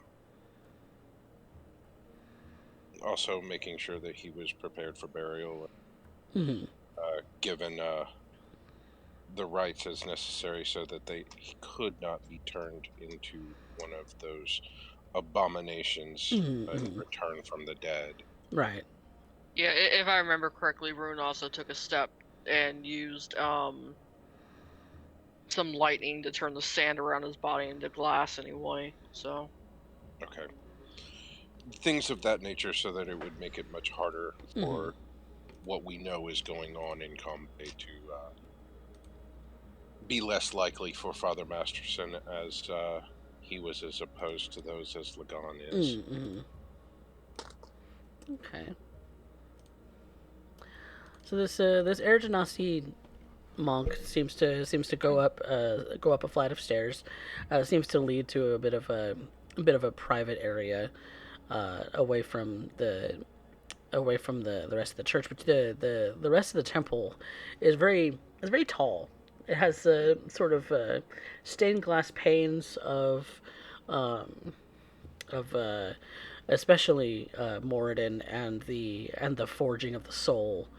kind of depicted in them.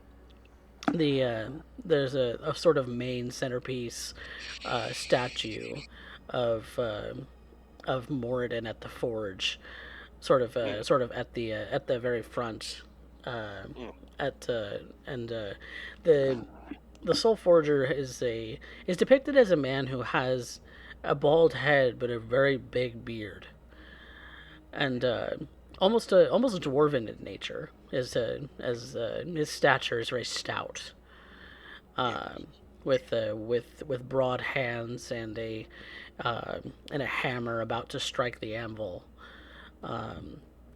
with what looks like a sword in the on the anvil to be sparked. Um, and so those are the depictions that you see around the temple that kind of give you the widest view of of who is there. And eventually this Air Genasi comes down again. He's a little bit of a shorter man, and the person that he's bringing down from the stairs is taller. He's a half orc. His sort of tusk kind of barely jutting out of his lip. A big sort of kind of a balding, almost ponytail kind of look to him. His hair's tightly braided, what's left of it.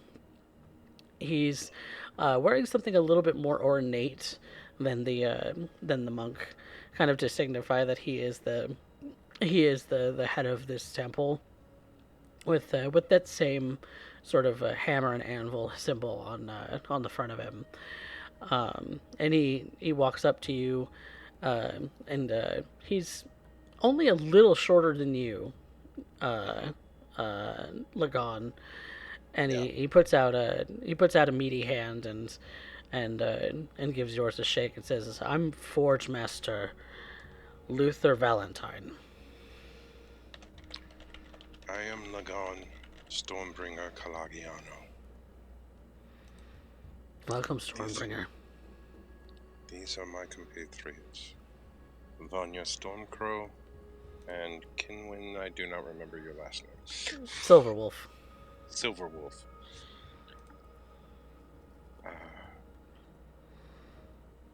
I do apologize to bring such sad tidings on our first meeting. I'm not aware of how much you know of what conditions are in Combe, but I came specifically to let you know that one of your brethren, the leader in Combe, has been maliciously slaughtered.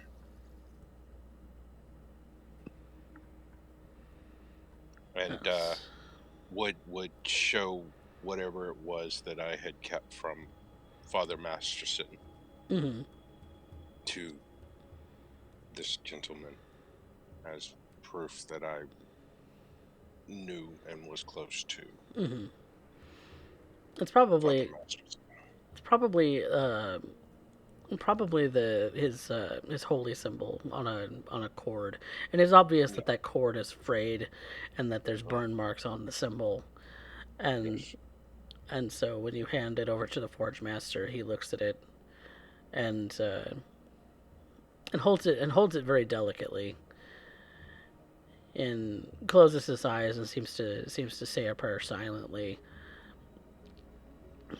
That is unfortunate news. Father Masterson was a dear friend.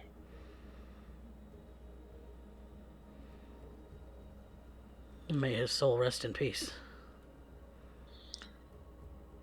As much as we can prevent such things with, as again, I don't know how much you know of the situation in Combe. We have seen to, as much as we can, that he is not brought back as one of the Walking Dead. Walking Dead? Yes. As I said, I don't know how much you're familiar with what's going on. sadly very out of the loop when it comes to Kombe. They are very far. They are. I know there aren't very many people around, but Lagan would look around as there perhaps somewhere that we could speak a bit more privately. Yes, of course. And he kind of points you in a direction towards an office, Mm-hmm. and leads you towards that office. Okay. Still holding the symbol from Father Masterson. Yes. And Kinwin, Vanya, are you following along? Yeah. I know I am. All right. Lagan would ask that when they are done, if he could have that back, Oh, of unless course. there's something specific that I don't know if there's Mm-hmm. something specific that y'all do with your people or. When you ask that, he says, the things that the living leave behind are meant for those who are left behind. So I have no issues giving this back to you. Okay. He's not asking for it back specifically right now. He's just saying that whenever they're done, if he could have that back. That is Mm-hmm. the only thing that he's kept of Father Masterson beyond his memories. Mm-hmm. So, this you spoke of Walking Dead. Yes, as my can attest to. We have fought more than one such thing in the city of Combe.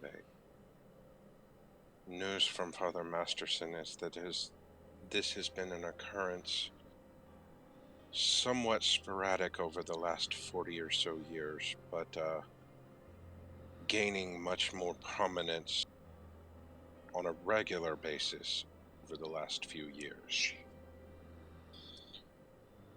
He was helping my friends and I to combat this. And I believe that is part of the reason that he was murdered. You believe he was murdered. Um, What as you can would someone have to torture Temple?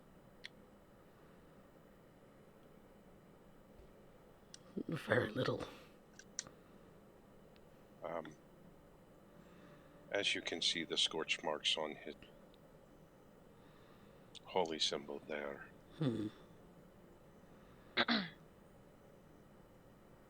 He was tortured and slaughtered, to the best of our knowledge. That is indeed unfortunate. To what ends and for what purpose are uncertain. But it is our belief that his openness in helping us was part of the reason.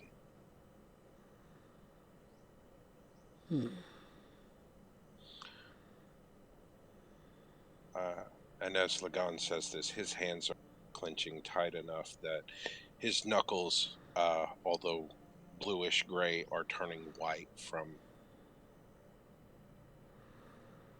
the want to just strangle the living shit out of someone or something.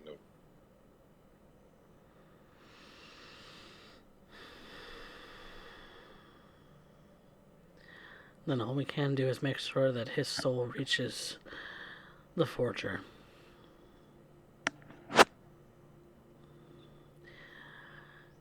That he might not live through that pain again. As I said, my friends and I have done what we can to ensure such things. But I don't know if there are special rituals that you require of such things.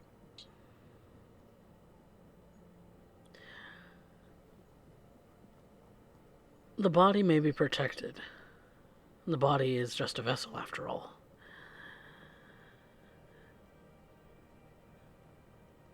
And when the soul leaves the body, the two that used to be one are now separate.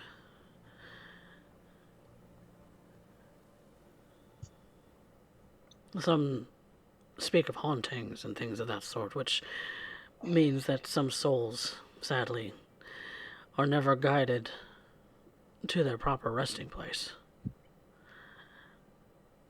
or refuse to go.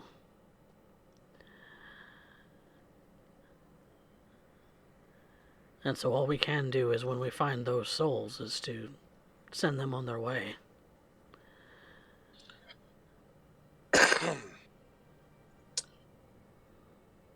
I was just learning such things from Father Master. I am unfamiliar with your practices. I have no doubt that if Masterson truly did believe that the Forger would look after his soul, that he would be by the Forger's side. I have that belief as well. But, again, we all have our own practices. Then all you can do as the one left behind with the vessel he once claimed is to protect that vessel. And if you have done such things, then that's really all you can do.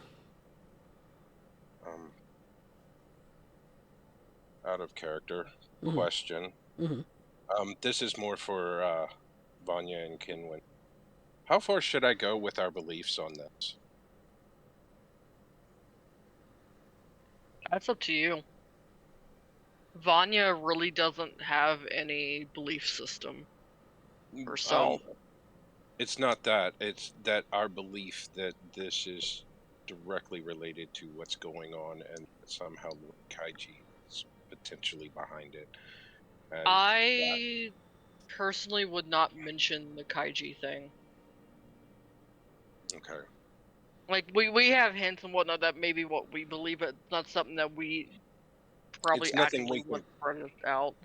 it's nothing that we can prove, but it was also Yeah. believed that Father Masterson had released and potentially was overheard hearing is where I'm going with that.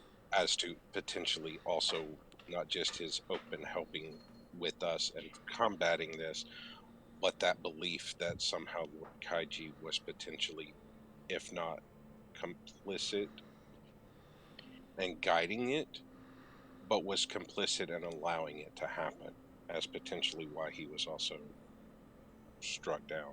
That's I still would not mention Kaiji's name.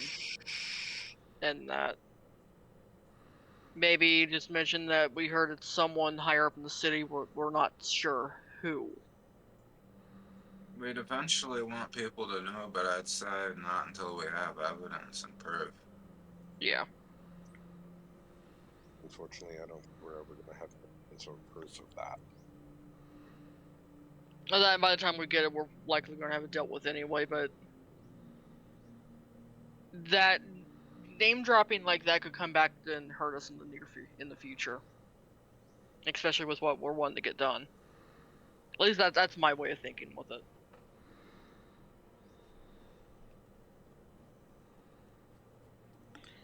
Well,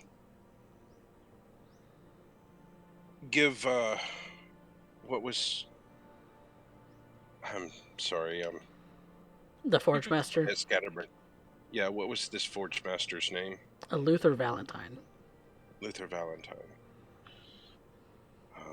Father Valentine, I would give you the same advice that we were given if you do send any of your brethren to Combe to investigate such things, to be careful of what they say and who they say it to. I have heard stories. whether or not they're true or not, that, well, let's just say that certain members of my chapel don't want to go back. I can't blame them. Nor can I. I've never been myself, and it sounds less and less like a tourist destination than every day. It is Let's just say coming into White Ridge was a welcome change. Oh, a much welcome change. But eventually we do have to return, well, unfortunately. well, I would hope you the strength of 10 million men when you do. Would that we had that. Well, I don't know of 10 million men, so I don't know, between you, Kurobe, and Rune. Lagan is looking to further potential of where these that would that we had such might behind us may be necessary. It is not a pleasant place. if there are instances of souls losing their way and just the dead walking, that's a frightening endeavor.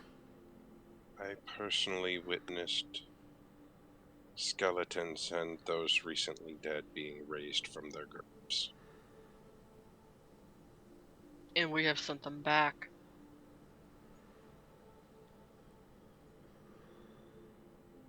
And to the best of our ability, taking care of those who lose them, brought them back.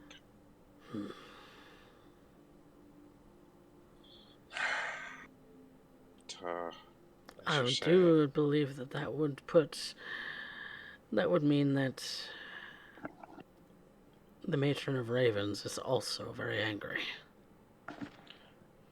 Of that you can be certain. Relatively new, and she is already mad. Oh, mad is not the word I would use to describe.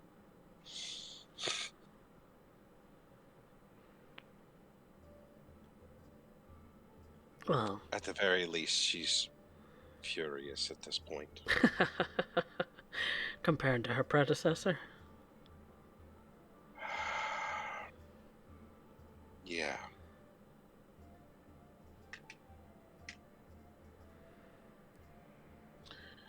And from the comments, I would think I would get a rather odd look being a cleric of Melora, obvious cleric of Melora, and speaking as if I've actually had personal interactions with the Raven Queen.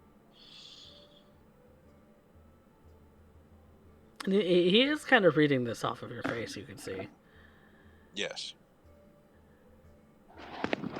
I suppose I'll have to take your word for that.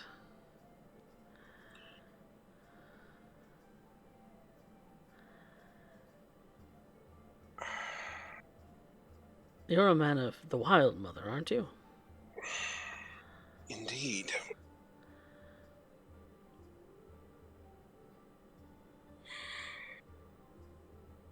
And yet you claim to have seen past the marble face of the Raven Queen.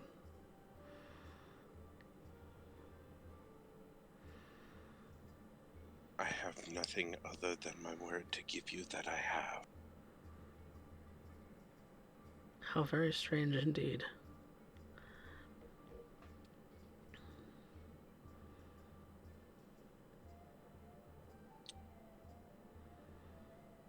Well. Yes. Well then, perhaps there is something you can do. I'm sure you've seen the state of some of the vegetables and things that we grow nearby. Indeed. As I'm sure that you know, if you were coming in through the docks or you were coming in through It, the airship tower, you go straight through the market square. yes. Yes. Wonderful food, by the way. It's a pride Much and one smaller. of our pride and joys. Very, very, very delightful. Uh, I say, Master Avery would definitely enjoy the spice. Oh, it's even gotten spicier over the last few years. As one wouldn't consider it a possibility, but the smaller the pepper, sometimes the hotter. They That's a recent discovery. they can be deceiving, Quite, indeed. quite Uh, deceiving. but yes, we noticed on our travels through the market that your vegetables tend to be much smaller than they should. Yes, We and we're actually looking to potentially make a have an audience with Lord Hero over this matter. Um, hmm, but perhaps you could provide insights before such a thing is necessary. I would even be honored to speak on your behalf. If you can We do. solve this issue, then we would be eternally grateful. We were definitely interested in seeing what we could potentially do to help your circumstances with this. Well, you did say I, that you have experience with hauntings and The Walking Dead. Some attributes the the falling short of our crops over the last few years to be as a result of the barrows becoming less and less calm. the Barrows. Yes, the burial grounds for some of our former leaders here in the city. It's on the outskirts. It's topped by a sort of mausoleum. But deep within are the bodies of some of our greatest nobles. Oh, And we could hit two birds, one stone, Lagan. Take care of Yes, both in one swoop. yes, that is my thinking. And we do indeed have experience.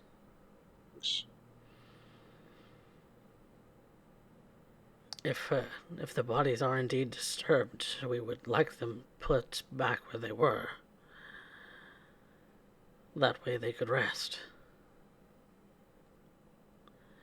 But if Yes, some must be destroyed, then an accounting of which would be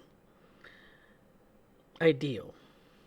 my understanding is once that is destroyed, any spirit that might have remained is returned to where it belongs. Yes, because a wayward spirit tends to throw everything at the wall, and see what sticks. Yes, and quite violently. Yes, Yes. quite. But I wonder what would cause the spirits to be restless? What would cause Um, the bodies of the long dead to be restless? um, can Lagan describe the ritual that he saw being performed in the cemetery of Mm. Kambe for the last fight that they were Mm-hmm.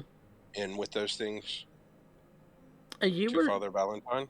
viewing it from a distance, but you did see some flashes of arcane power, Yes. um, more than anything else. You um, kind of Thought we overheard chanting there was as well. some chanting in a foreign language. Yes. Uh, I don't know the language, but describe the scene that we saw. And Hmm. yes, it was at a distance, so I couldn't tell if there was anything specifically clerical in nature, but I did see things that were arcane in nature as well as the chant. And repeat what I can remember of the chant for Father Valentine, even though it's in a language I don't. So I'm assuming that would be a disadvantage. Yeah. Go ahead and make a performance check at disadvantage. Okay. Oh, lovely. Oh, that's an 18. At disadvantage, my God. Natural 20 and a 19 minus. Phew. Oh, Phew. This man, Mojo Dice at its best. Mojo dice. Spam them if you got them. All right. So you do a relatively good job of repeating what you've heard, and you see that the Forge Master's brows just kind of his he's already has a very sort of prominent forehead, but his brows when they furrow just make him seem like his eyes are even just that much more sunk in. And Older and more wrinkled than he already is. yeah, yeah, yeah, and kind of purses his lips beside his tusks, and kind of kind of just strokes his chin a little bit. That's odd. That is indeed Uh, odd. as I'm unfamiliar with the tongue, but I believe that was what I heard from the distance. I've not heard that tongue spoken myself, but it intrigues me enough that I might go and research more about this. We've been doing nothing but research, apparently, and fighting. Well, if you are as strong as you claim you are, fighting might be your strong suit. I make no claims as to strength.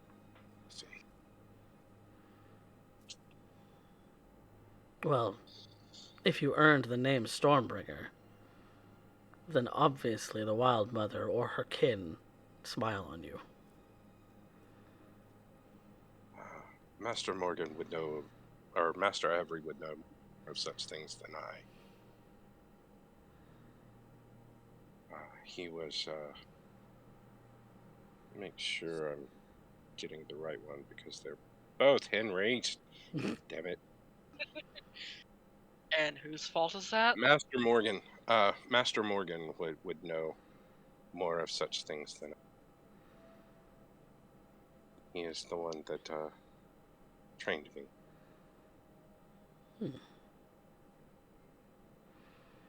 He's far wiser than I.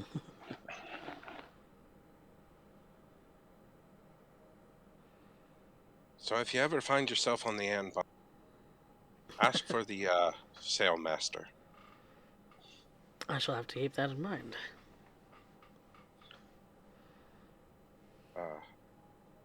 Let Captain Badger know that you're a friend. Captain Badger. Have I heard that name before? Cacked. Get it. Come on, get it. That sounds vaguely familiar. Can't place a face. Oh, I'm certain if you'd ever met her, her. She might be a bit short, but personality much bigger than she is in stature. Does the Anne Bonny often make its way to White Ridge? Would I know how often it White Ridge? Rarely, because their stops often stop at Red Hawk Keep. Um, they've made a few, but they're typically more on the other side of the continent at Red Hawk. Ah, at the capital. All right. Yes. Well, But there aren't many places on the world that they haven't traveled. I'm sure they've been around. That's why it sounds so vaguely familiar. But what do I know? I wouldn't begin to assume. I mean, look at me. I'm a little green and have tusks. How often do you see a man of the cloth with such features? How often do you see one of the cloth as one of my kind? It's a rare treasure. Indeed. So, are we going to accept his help with Lord Hero and try to meet up with Kurobe to gain audience with Lord Hero? Sounds good to me. Okay. All right. I think we will accept your offer of generosity and Mm. a kind word with Lord Hero. Yes, I will make my way towards the town hall in person and make that request. I'm sure he will have. I'm sure he will have time to overhear the plights of the people of the city. And as a person who is often speaking for the people, I would happily do so. Well, and you come not only offering plight of the city citizens, but a potential way of taking care of some of said plights. And if you can do what you say that you can do, like I said, the city would be eternally grateful to you.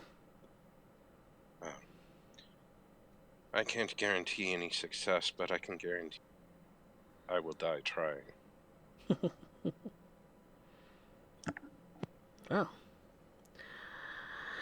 I will make my way.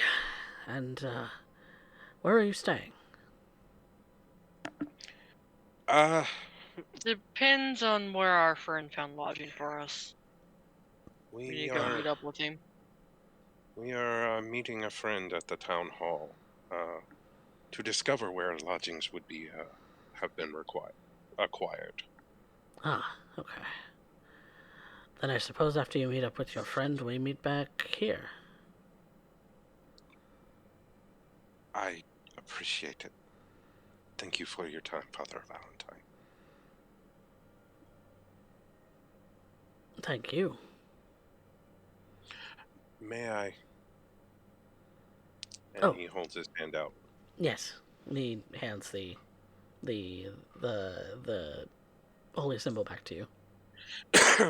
And Lagan will carefully wrap it back up in the cloth that it was in when he pulled it out of his purse. Thank you. And he will give him a bow. And may the soul forger guide your feet. May Melora guide your way as well.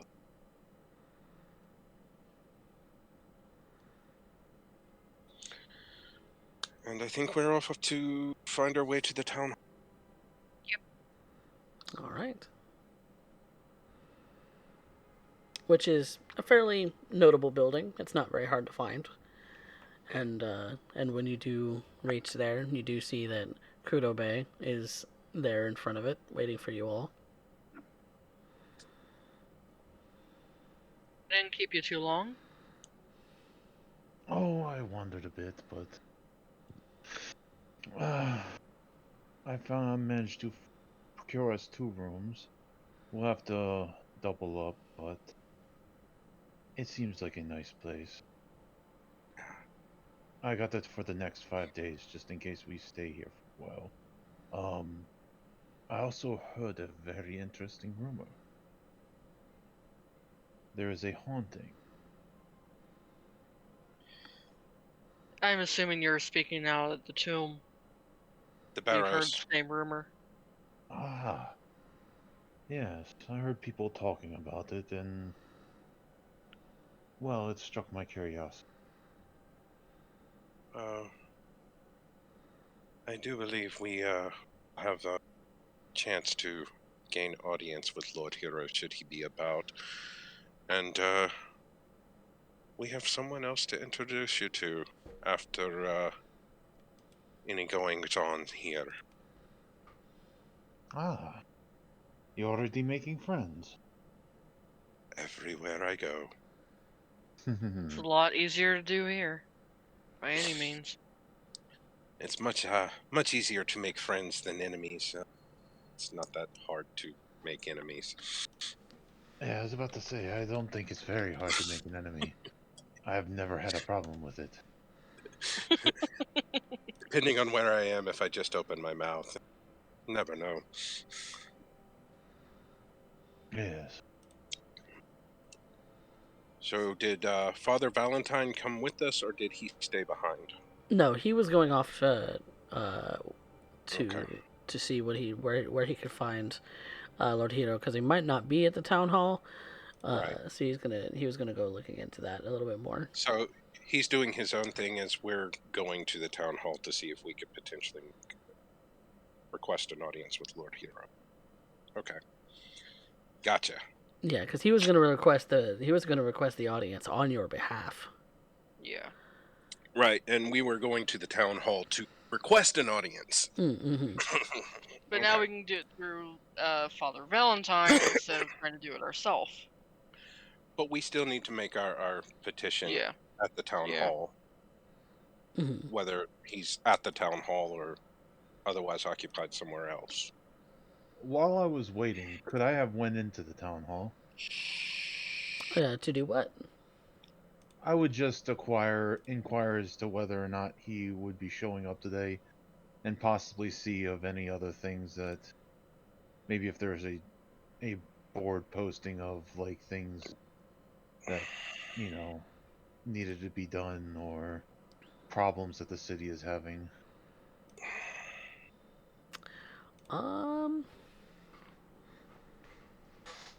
Make me a charisma check, like a persuasion check.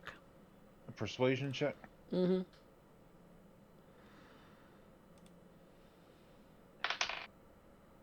That would be a 16. A 16. Okay. And people are generally willing to answer your questions. They it seems that upon going to the town hall that it looks like Lord Hero is not going to make an appearance here today. He might be otherwise occupied. Excellent. Thank you for your time. I would ask about other, like, do they have a bandit problem? Do they have a thieves problem?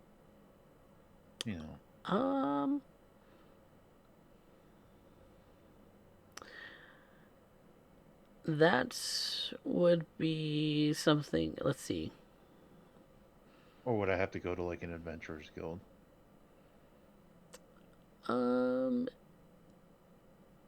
You would probably, they would probably direct you towards a guild that deals in that sort of thing. Or towards the guards at the guards main headquarters. Because they might be looking for additional help here and there. Okay. I'll go chat up the guards then while I'm waiting. Okay. And you don't get very far in your conversation until your party shows up. Okay. No, I'll just kind of suspend my conversation and go with my party. Okay.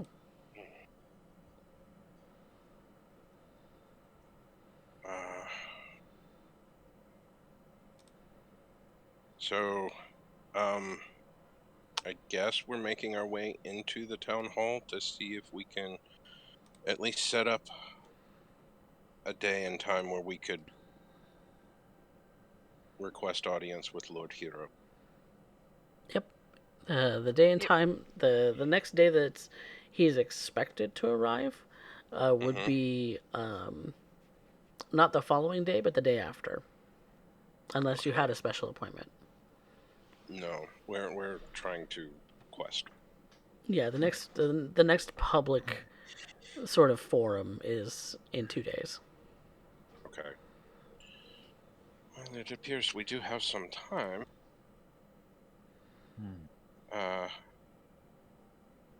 and talking to Kurobe, I don't know how long it will take Father Valentine to do what he is doing, but he has requested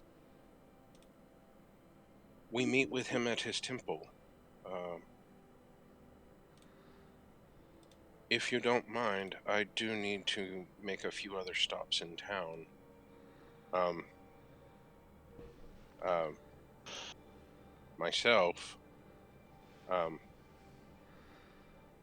and specifically Lagan is looking to make a stop at the temple for Melora and a temple to the Raven Queen. Hmm. He doesn't know what he owes her or how much he owes, but he has the distinct impression that he should make at least an offering to her for the help that she has given him. Hmm. Okay. So you're off to go and visit the other temples, the Raven Mhm, Queen, and to Melora. mhm. Kinwin wanted to, offer prayers at a couple Yes, of temples too, so he can yes, go along if you'd like. that's perfectly fine. Hmm. Cool. Well, I'm not one for temples, so what about you, Vanya? We can just go exploring, see if Yeah, there's anything interesting in the city. I did want to stop by the local guild, but it would be nice to see what the town has to offer. Before we part ways, did you tell us where you acquired lodgings? Yes. Okay. The was it The the tumbled The wench. tilted tumbled wench? wench. Yeah. Oh, the tumbled wench. I thought it was the tilted wench. Yeah, we never had access to that in Combe. That was in the Mm. we had to pay to get in and out, so yeah.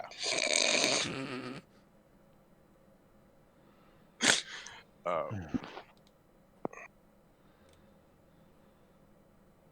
all right, so But I'll hand Lagan the key to the second room um and just in case we're busy till late.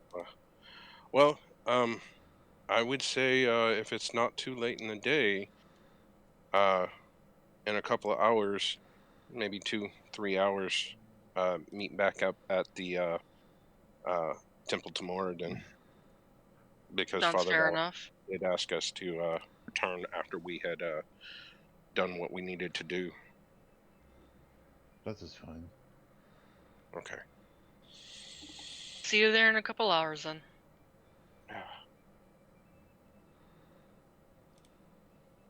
You too. Don't get in any trouble. Me? Trouble? Never. I do believe you're mistaking me with our tiefling friend.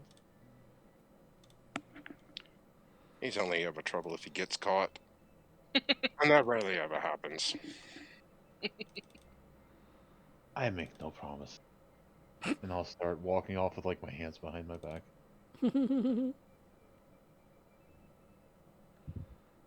And Vanya's just going to shake her head before following along.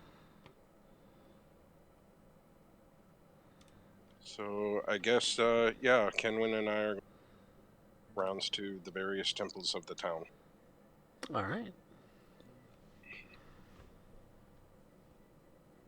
So you both are more or less offering up your prayers and things like that. Kinwin,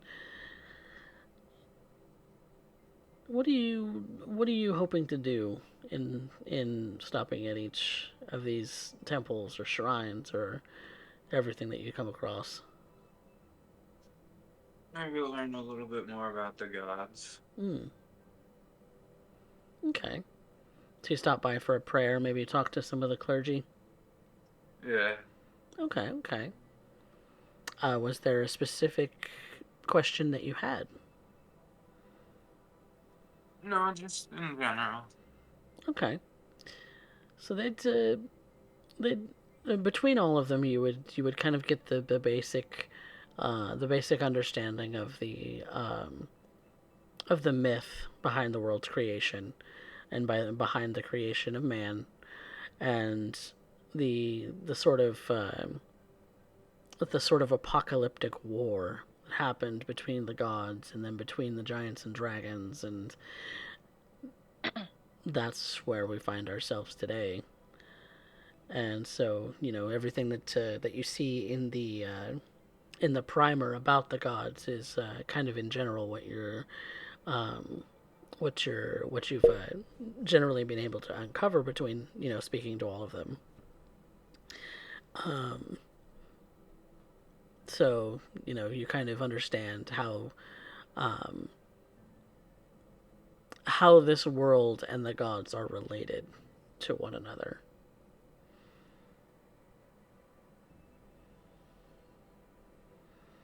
Or you might not have had that strong of an understanding before, but you do now.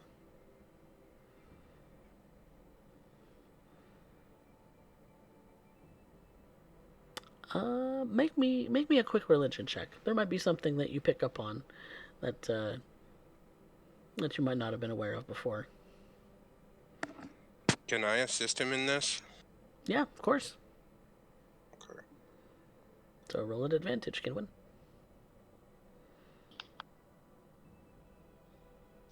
12. 12.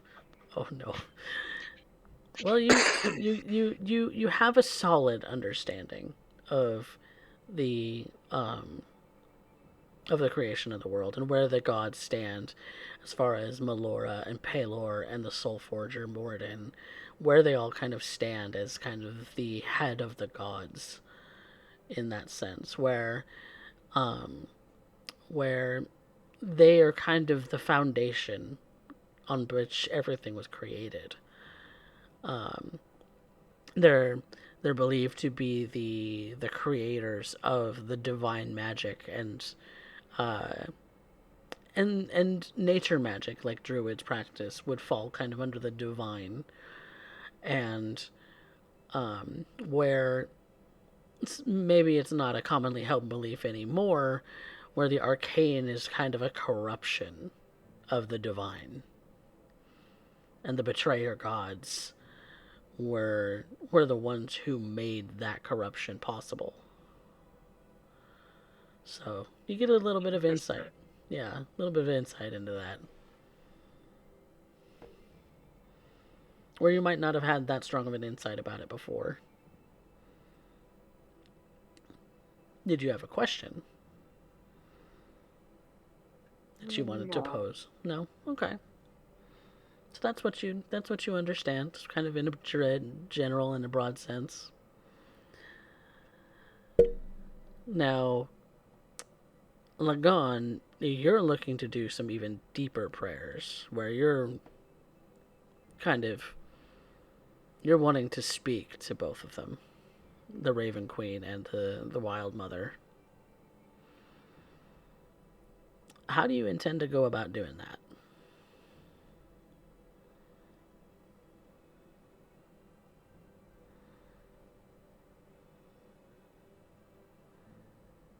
Lagon?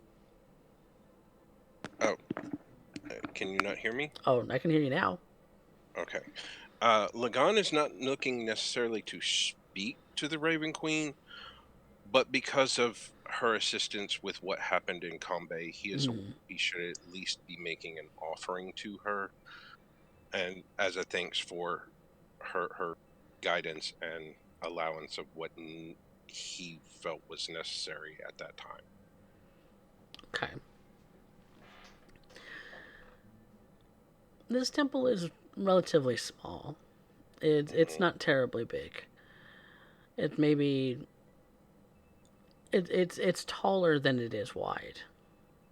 And when you walk in, it is dark. It's very dark inside. Very much a sort of way to kind of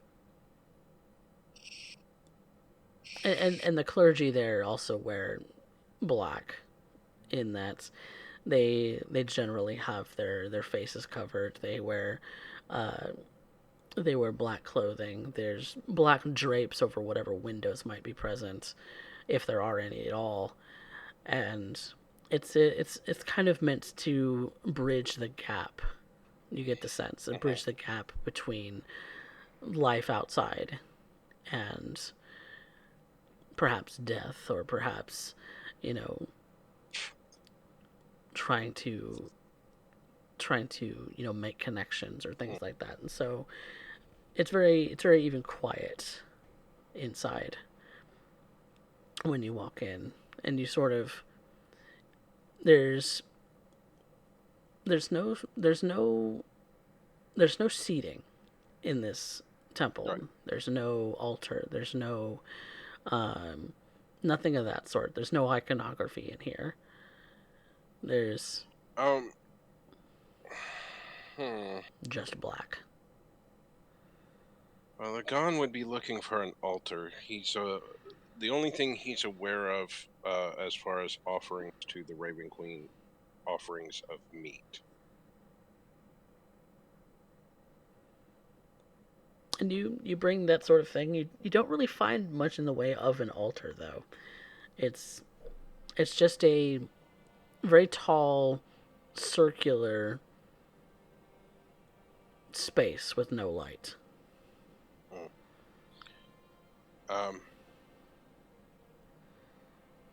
He would look to whoever the closest novitiate or acolyte to ask where such offerings would be made. And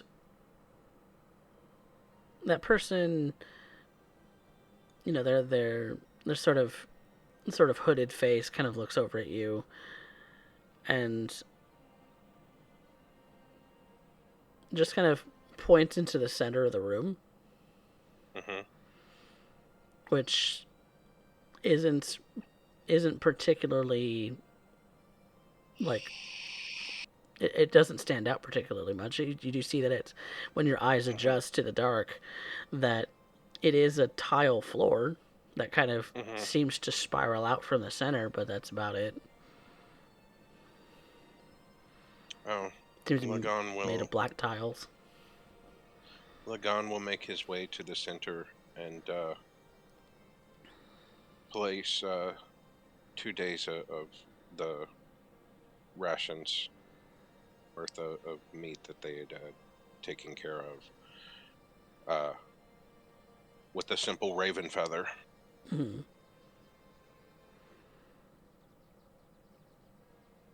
Before long, you're kind of waiting there. You do hear the flapping of wings as they're approaching you. And this haunts him as much as ever as he from his nightmares. And you see that a raven comes down, another one, total 3, just kind of start pecking at the meat that you brought. He just says a simple, quiet prayer of thanks for her assistance. As nervous as it makes him, he is truly appreciative of all the help that she has been, and he's aware not completely aware, but that he owes her more than he thinks he does, from what he knows now. And when you turn to leave, Mm-hmm. you do see that porcelain face. Mm-hmm. He still died in the end. They always do. Did you get what you wanted?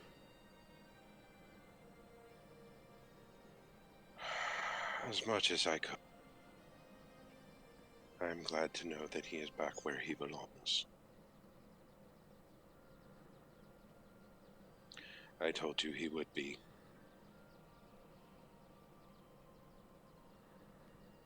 How he came to you, I am unaware. But that he would return to you, I was certain. I could give no time or day as to when that would be, but that it would be. And more frightened than the first time. Because he had glimpses of what awaited him. I hope do you not found that always- useful. There's a little wry grin in the knowing that whatever fate he faced with her was deserved.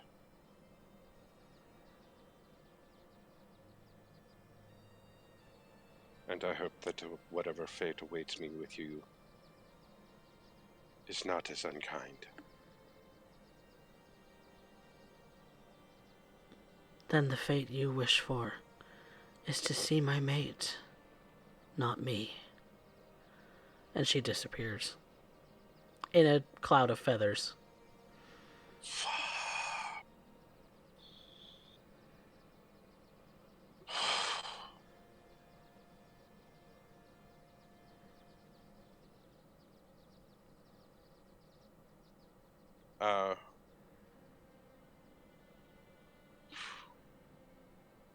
Lagan will stand up and quietly make his way out to find his way to the Temple of Melora.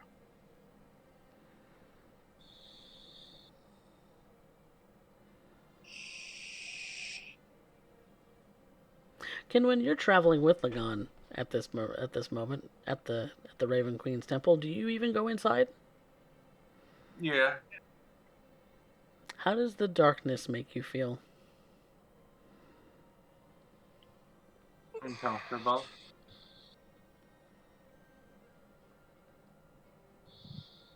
And when you see that Lagan leaves a little bit of meat in the middle of the room for the ravens to peck at, do you do anything? Oh, that's the circle of life. No.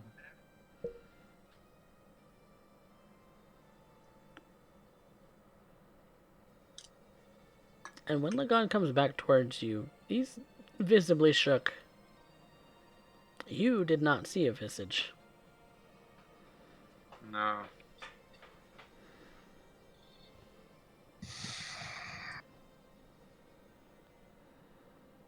But you walk out of the temple together, back into the light.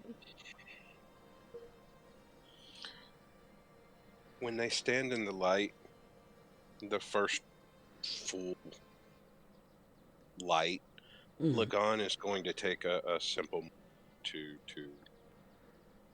ground and center himself.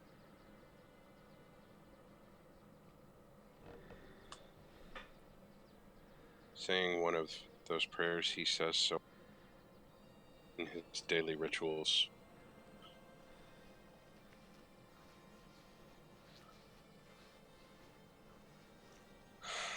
Of the light, and as much as the shadows seem to unnerve Kenwin, they definitely unnerved Lagan. He's very quiet, not wanting to speak of anything that he's seen, heard. He doesn't know if you saw or heard anything of what transpired, but he's definitely not wanting to discuss it. Yeah, he looks shaken.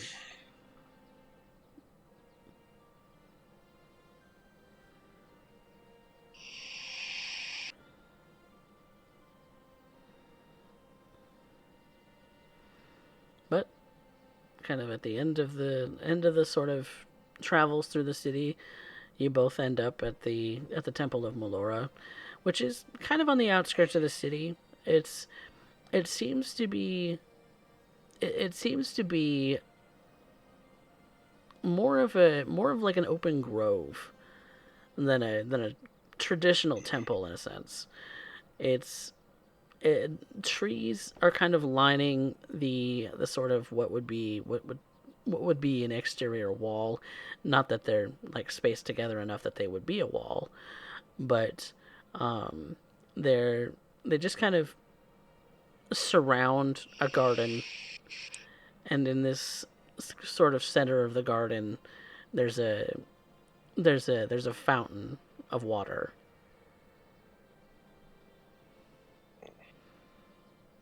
Not really much in the way of seating, but it's plenty of cool grass, very well kept.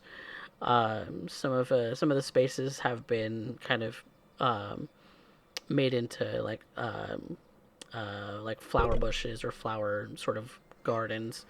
The center sort of walking spaces being made of grass.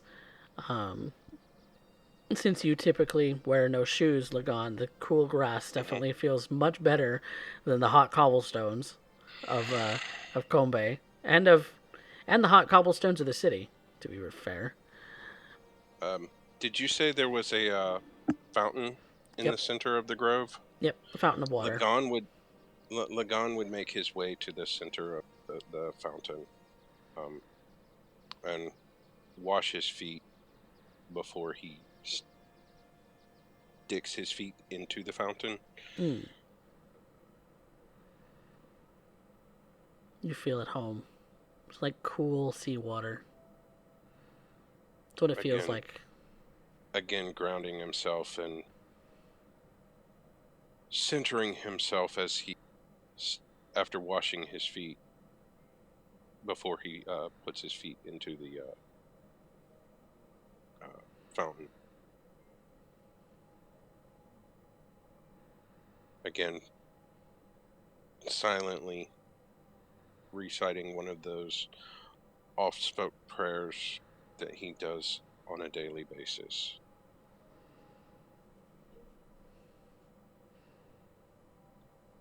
When the Wild Mother's always had sort of a connection to you as well.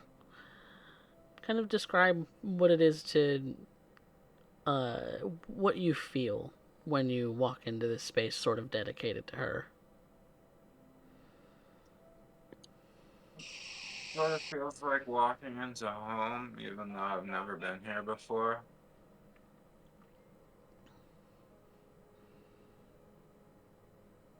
Do you find yourself drawn to the fountain or to the flowers or to the grass, the trees? Trees. The trees. Looking up at the very tall trunks, the very tall and straight trunks of those trees. They're probably no more than a foot across each, but they're each specifically placed to be a sort of pillar in a way, and the tops of them are kind of shaped so that they provide shade uh, and comfort and kind of a and that sort of feel. You kind of look up into the green of the leaves, and you can see that the wind is gently blowing through, and that it's a definitely reminds you of your clan. Your clan definitely spends a lot of time in trees, having built tree dwellings for the most part.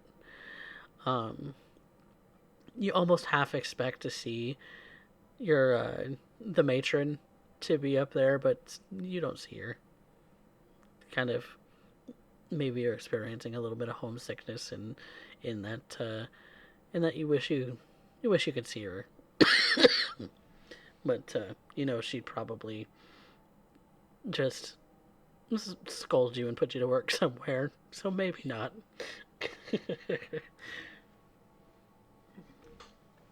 As an adoptive mother should. But you start to think about River a little bit, and where he's maybe gone off to. Your mind kind of wanders, and the different people that you've known as a result of being part of this Children of the Earth clan that you are. Your mind kind of drifts to your wife. How you haven't seen her in such a long time. She's on a pilgrimage, much like you. You wonder if you'll ever run into her.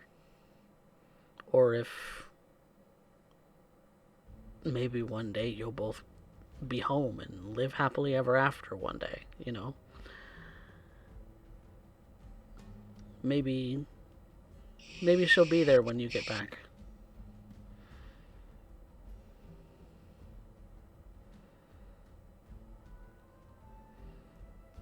You sort of feel a little bit of comfort in knowing that maybe she'll be there. Maybe you'll run into her again. She's out there somewhere.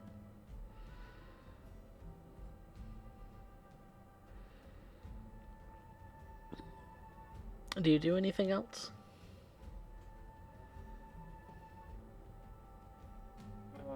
No.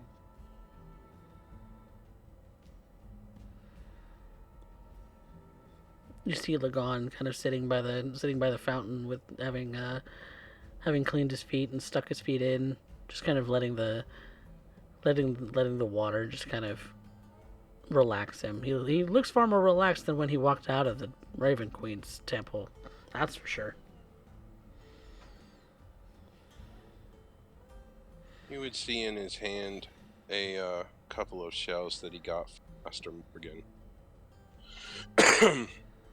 And a simple, the simple, well, not simple, but the ornately carved sticks that he uses in his part of his divination to Melora. Mm-hmm. The carved whale bones that he uses.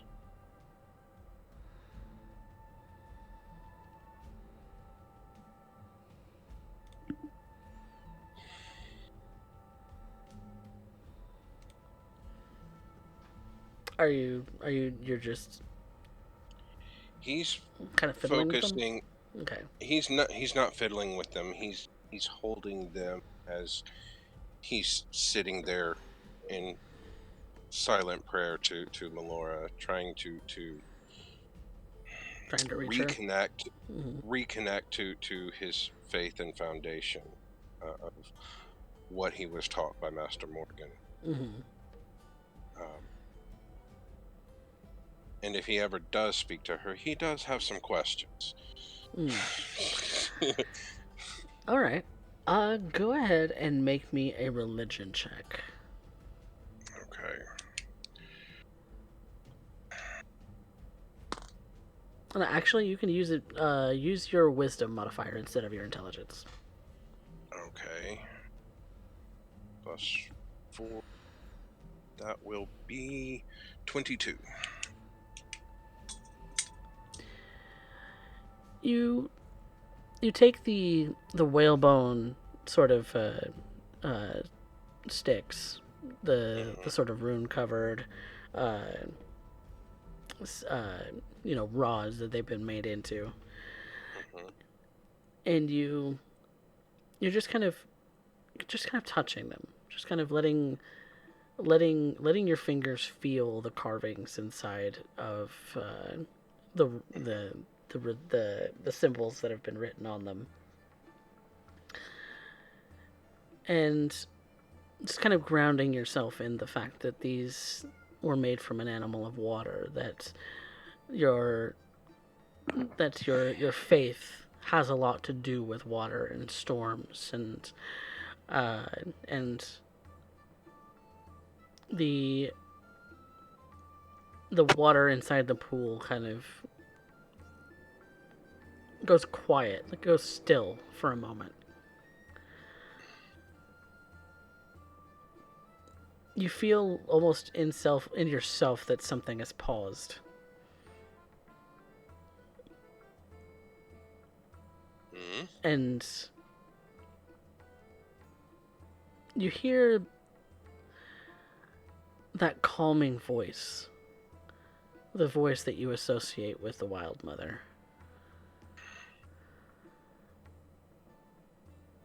What is it, my child?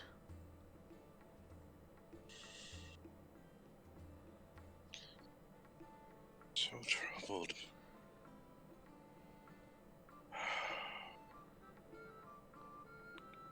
I see it all in you.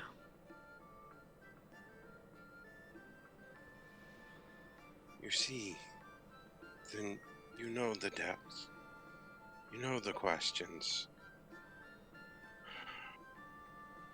I have put my faith in you, wholeheartedly. But do I somehow owe allegiance to the Raven Queen as well?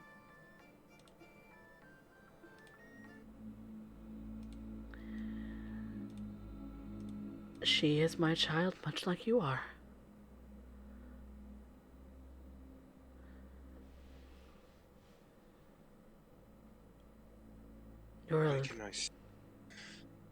Why can I see her face and hear her voice as vividly as yours?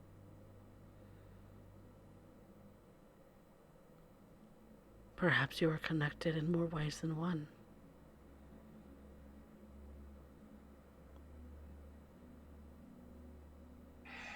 She and I have a connection. You and I have a connection.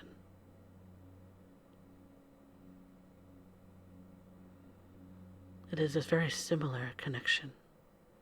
A bond.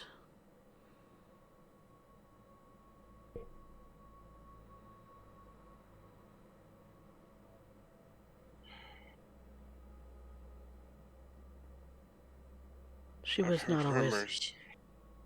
Sorry, go ahead. She was not always as she is now. I've heard rumors of such things, and rumors of what happens to those that have such connections to. I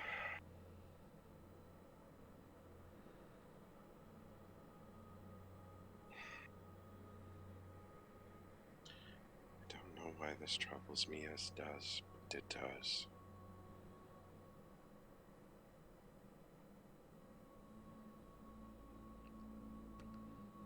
It's because you've seen her in your dreams.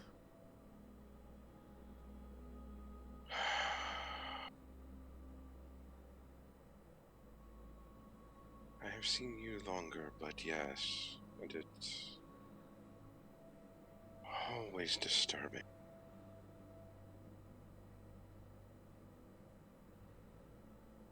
It Who wasn't is your her time. mate? Her Who mate. is her mate? He is a shepherd.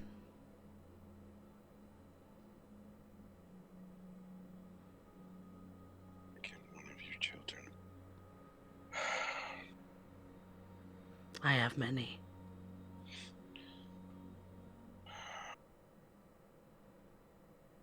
Does he have a name?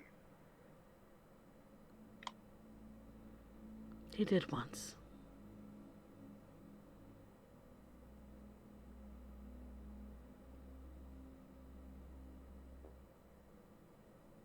Or how would he be called these days? He simply is called the shepherd now. The shepherd. His music guides those to where they ought to be. Those who have died to where they ought to be.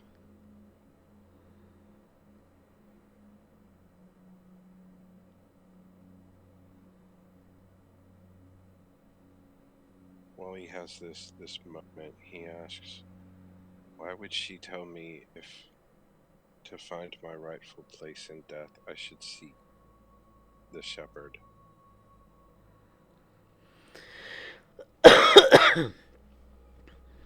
Because those who see the matron,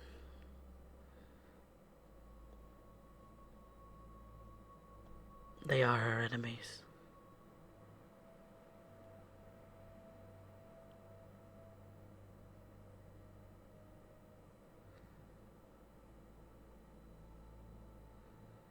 Then I am an enemy to the Raven. I do not know. Her ways are her own.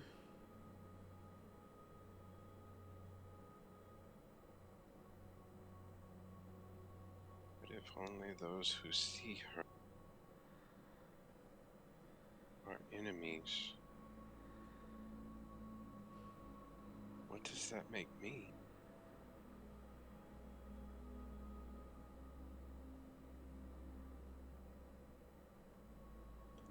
Perhaps if you think of it another way.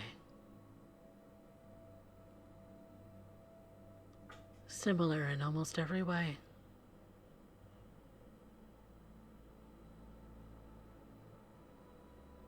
It's why I chose you.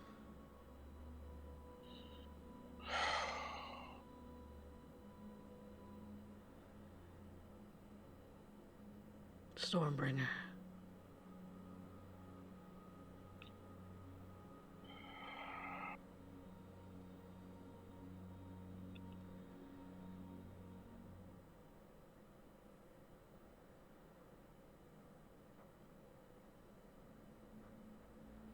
She cannot act directly in the world, but you can.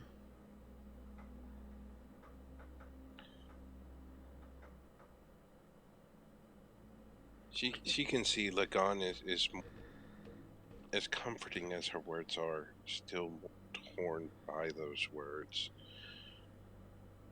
with what she has said. He's very confused as well. He knows where he stands with Melora. There's never a question in that. His understanding of where he stands with the Raven Queen is more precipitous at this point. And he's not exactly calmed by the words.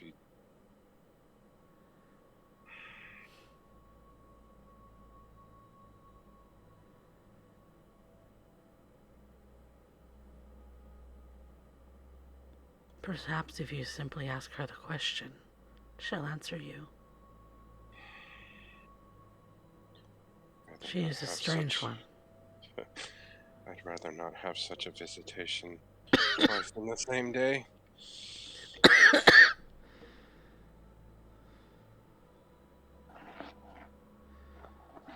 I don't think you're very different.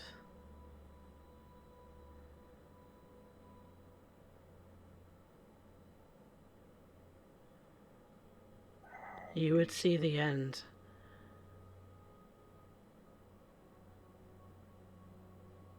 You would see to the end of a city in the name of putting to rest the undead.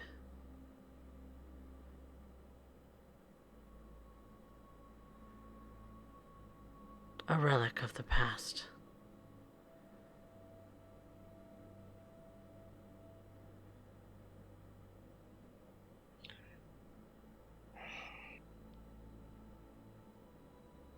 He just bows his head.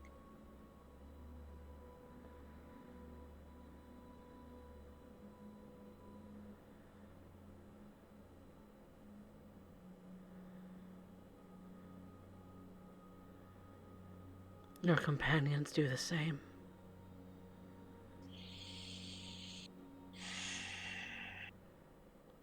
And Kinwin, that's about when you see a visage of a woman standing next to Lagon. A silhouette of a woman. It's not very clear, but she's there.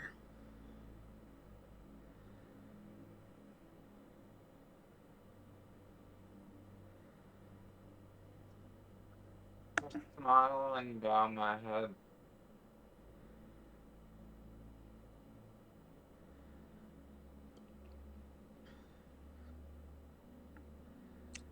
Thank you, Great Mother.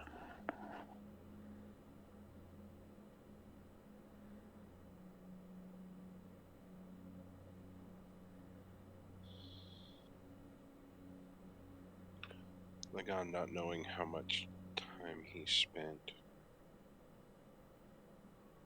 offers another whispered prayer to Melora, thanking her for her guidance.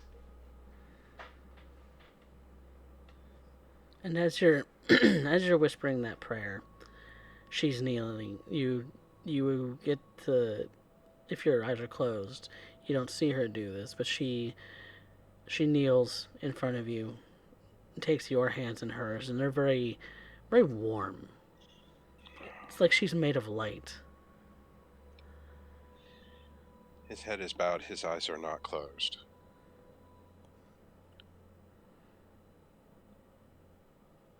Get a soft kiss on your forehead.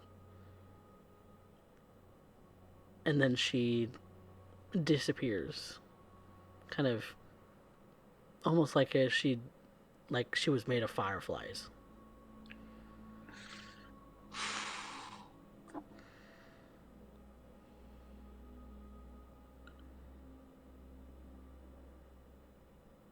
As Lagan stands fully to his own height, and begins putting everything down. If Kenwin is actually looking at Lagan, he'll see a single tear roll down his cheek.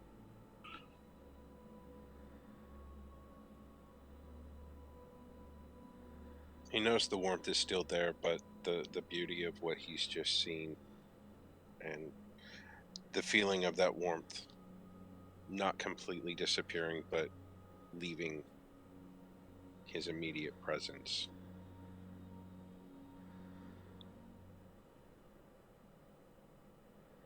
He gently wraps everything back up and sticks it back into his pouch.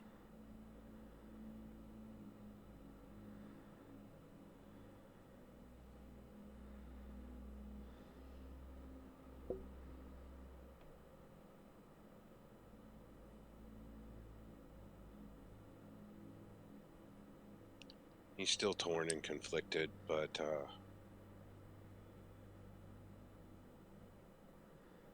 not as much so and not nearly as terrified as he thinks he ought to be.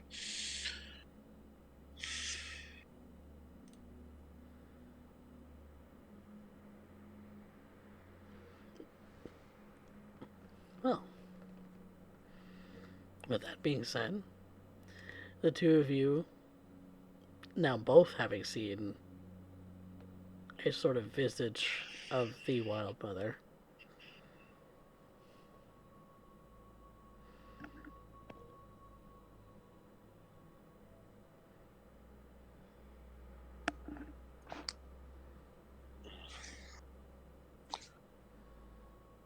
Do we have any idea of how much time had passed?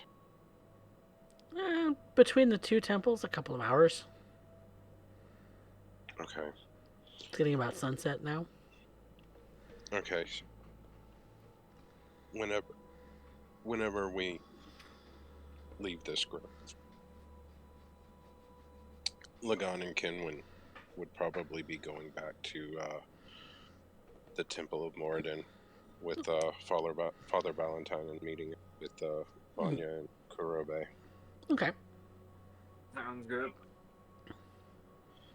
Vanya and Kurobe, what have y'all been doing? Taking a look around the town, seeing what various shops there were, seeing if there was anything of interest, and Maybe seeing if they could figure out more about the barrows Okay. Yeah, they were in also going to passing. check the guild. Yeah, Okay. and check the guild. I'll check the guild about it. Okay. Yeah, we going shopping and checking the guild. Right. Got to take a look at all those very wimpy looking vegetables, because Yeah. they're there's it's pretty bad. Like it's some of them, you know, the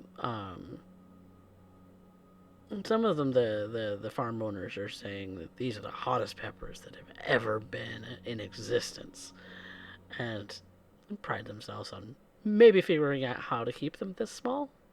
But but as far as like you know, plants that are supposed to grow a lot bigger, like melons, like gourds, like pumpkins, like uh, you know, heads of cabbage, you know, those sorts of things. They're they're they're pretty small for the time of year, especially since this time of year is when, you know, some of them are going to be pretty ripe. And so, you know, with them being really small, it's definitely got something to do with um, with the crops themselves, maybe, and you know, with people having their superstitions as they do, tying it to the haunting of the barrows, that some people have said, you know, it's nonsense. There's no way. Other people are saying no. They're getting the bodies down there are restless. That some are even walking around, and then somebody asks them, "Well, what are you doing down there?" And then that person may have been up to shady business, and maybe turns around and changes the subject. And so that's the rumors that you're getting about. Um, there's nothing super specific about what is down there and why it's down there, or even a consistency as to what they're hearing or seeing, but just that something is there and restless. Okay. Well, at least it's sounding like the two things are indeed separate. Well, either way, we could check it out after Yeah. our meeting.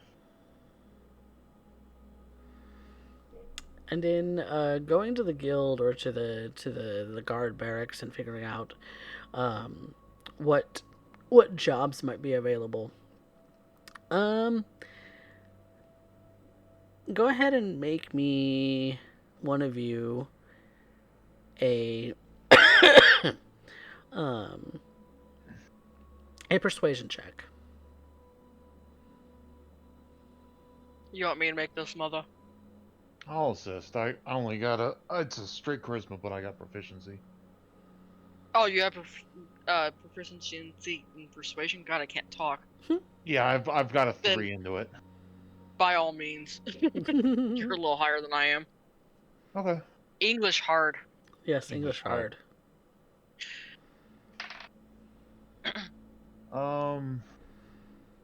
A 15 even. Okay. So 15, you get. There isn't really much in the way that the city is looking for work as far as monster hunting goes. They're looking more for skilled herbalists.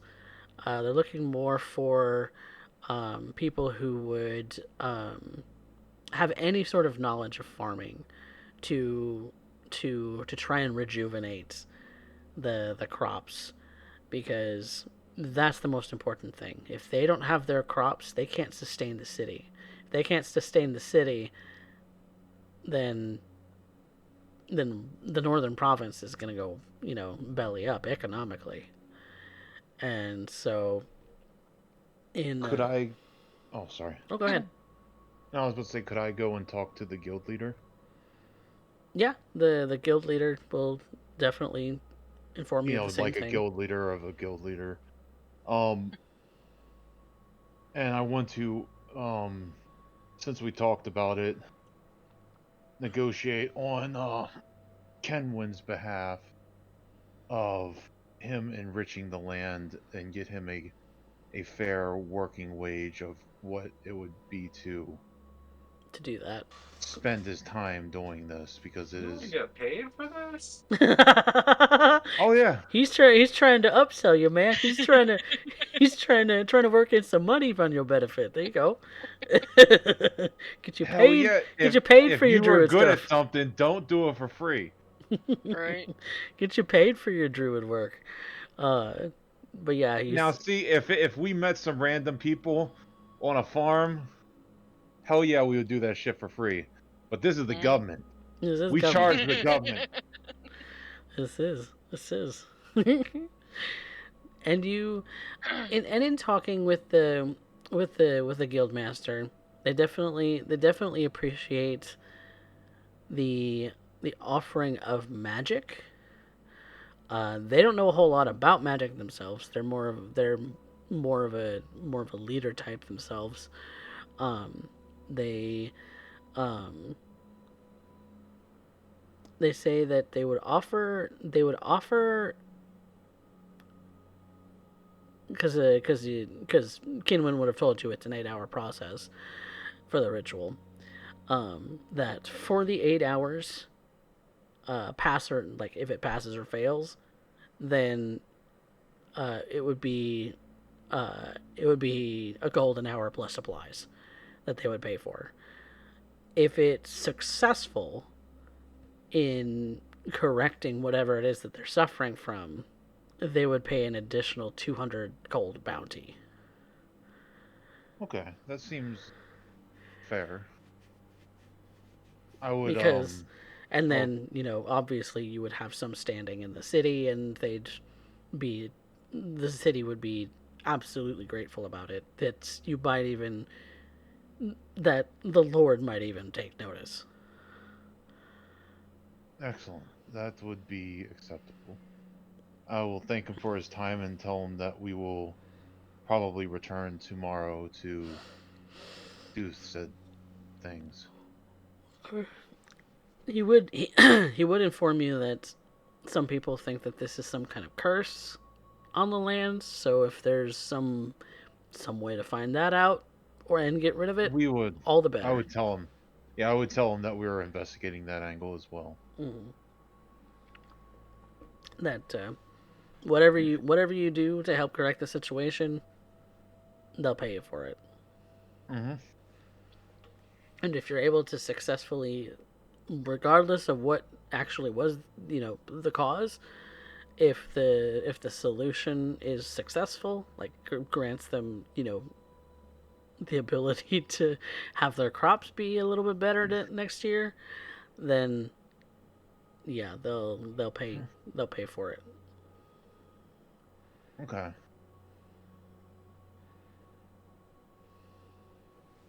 Well, that works, Anya. Yeah. Yeah. Let's see what while we're killing some time, see what kind of shops we can find. Maybe we can find something interesting in the city. What are you looking for that is interesting? We're just going to hit all the basics. Yep. Maybe a clothing. See if they've got like a decent like armory, maybe a magic store, whatever they have. We're literally going around the districts, window Just seeing what shopping. there is. Yeah. Yeah. I'd probably pick up a set of clothes, maybe if anything catches my fancy, but Okay. Yeah. Probably picking up a couple small journals, and if it can be found, a book with a little bit more modern information on the Platinum Dragon. Ooh, that I would like you to roll me a religion check. Religion check. What? Okay. 18. Ooh, yeah. So, you do find that at one of the shrines to the Platinum Dragon, that there is a monk who is more than willing to give you the modern sort of Are you looking for modern history? Because that doesn't really exist. The modern translations of scripture, yes.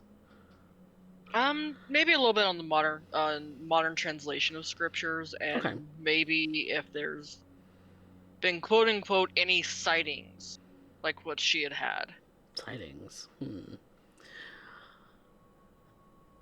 Now we're talking about Bahamut, right? Yes, the Yeah. Platinum Dragon.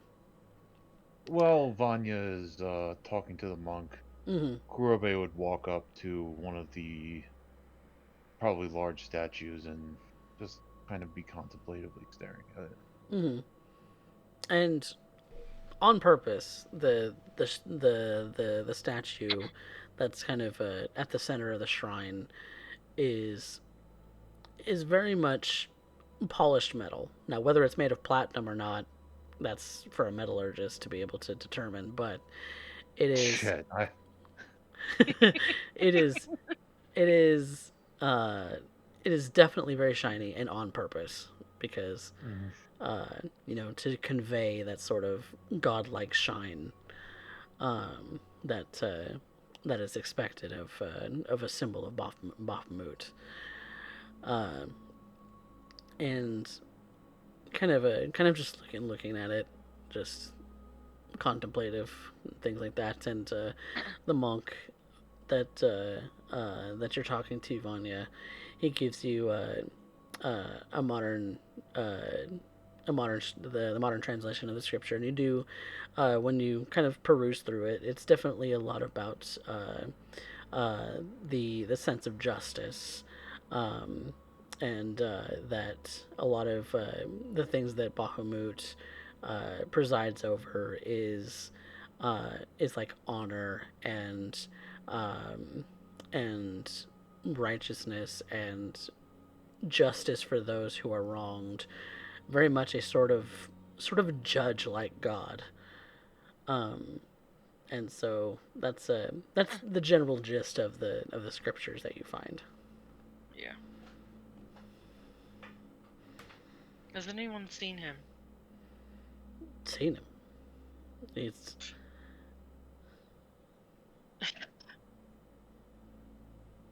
A long time ago, back home,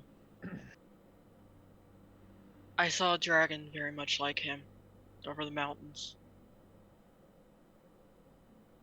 And recent events, recent dealings have kept it in front of my mind. sightings So I was of the just curious. gods are miracles.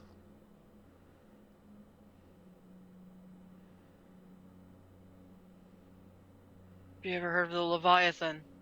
I was over Fallfire Yeah, for the I've heard of longest it. time.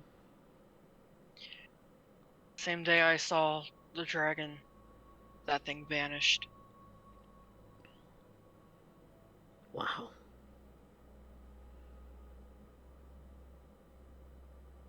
We have to find out what it means. No one back home wants to talk about it. Religion is practically outlawed back home. So finding information there is hard, to say the least. When you've had such a miraculous encounter and no one to turn to, no wonder you're lost.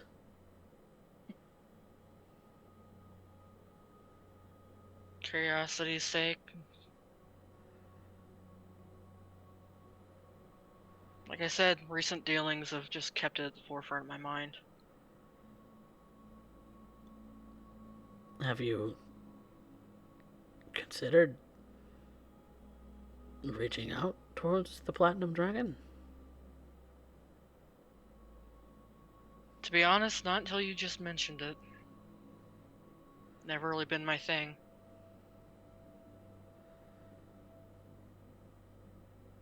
Perhaps I should one of these days. See what happens. I don't think that he would turn you away if he was trying to get your attention so long ago. I don't think it was specifically my attention. It wasn't just me who saw him, it was a few people back home. I'm just the only one who's decided to go further looking into him. Like I said, it was hushed up after the fact. I was a child back then, and any questions were very quickly quieted.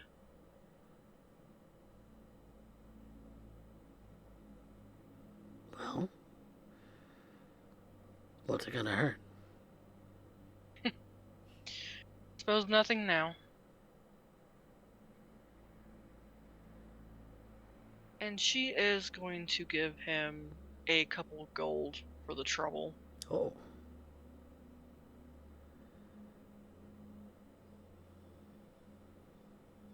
The, thank you. We'll definitely put this to good use. And he goes over to put it in, like, the offering box. And she's taking the time to kind of just look around the temple, studying it a little bit. And it's one of the smaller ones in the city.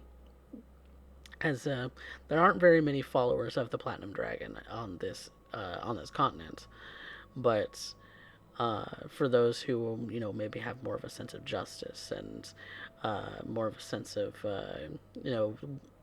steering towards the right thing to do, are typically the kinds of followers that you find.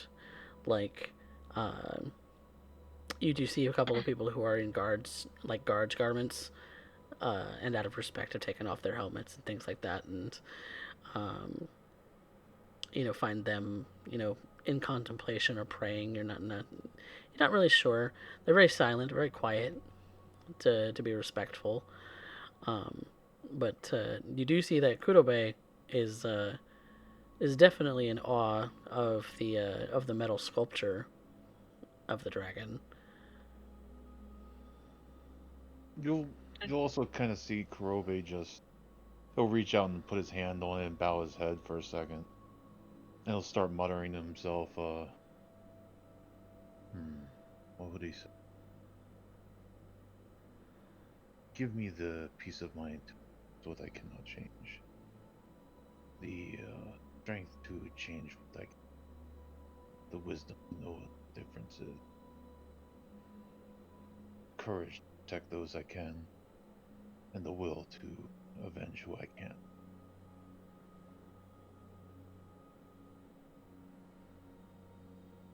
She's watching him. And then once he's kind of stepped back, she's going to walk over like, "Are you one of his followers, Kurobe?" That...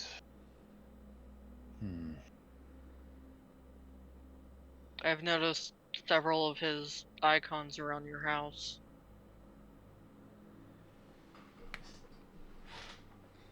Yes. I am not an overly religious person, but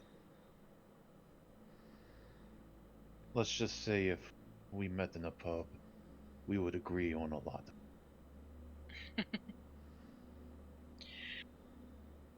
Well, I suppose we better be heading on then. Yes. Did you get what you were looking for? Some. Got ideas of that just further my curiosity. And if you start pulling at strings, things will eventually unravel. I hope.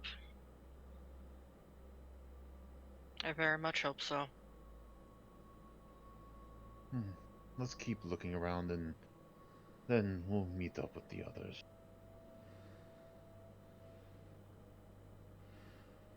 For now. That's exactly what they're going to do.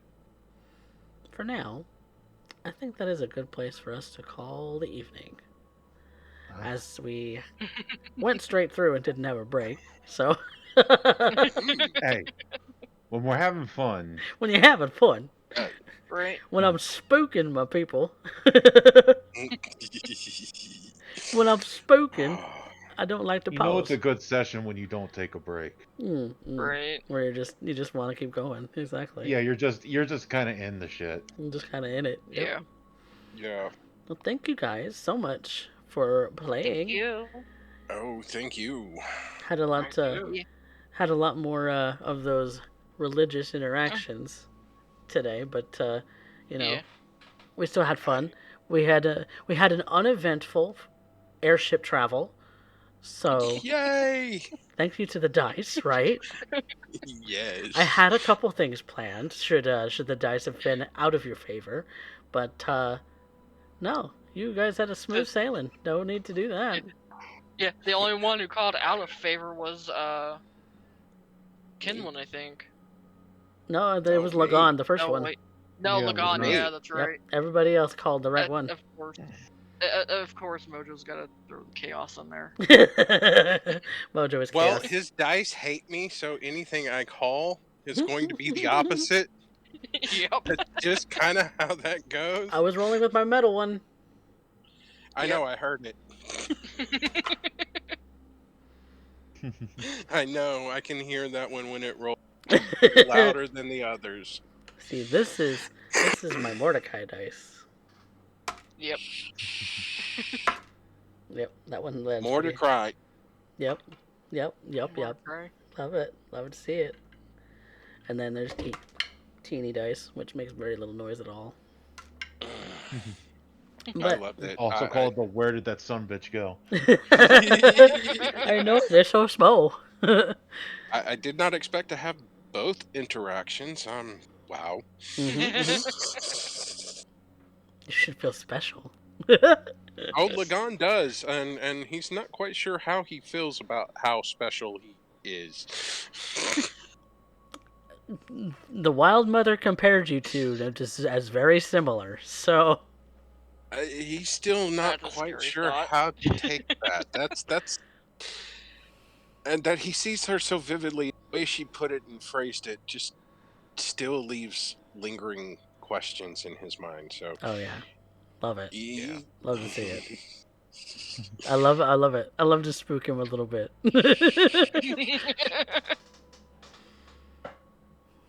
Oh, but yes, that was awesome. Beautiful.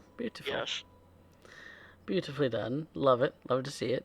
Well, now that we have completed the session, what we're going to do is move on to some experience for our lovely cast. So, thank We you take guys those. very much for coming by. You all get 5 experience for showing up at the table today.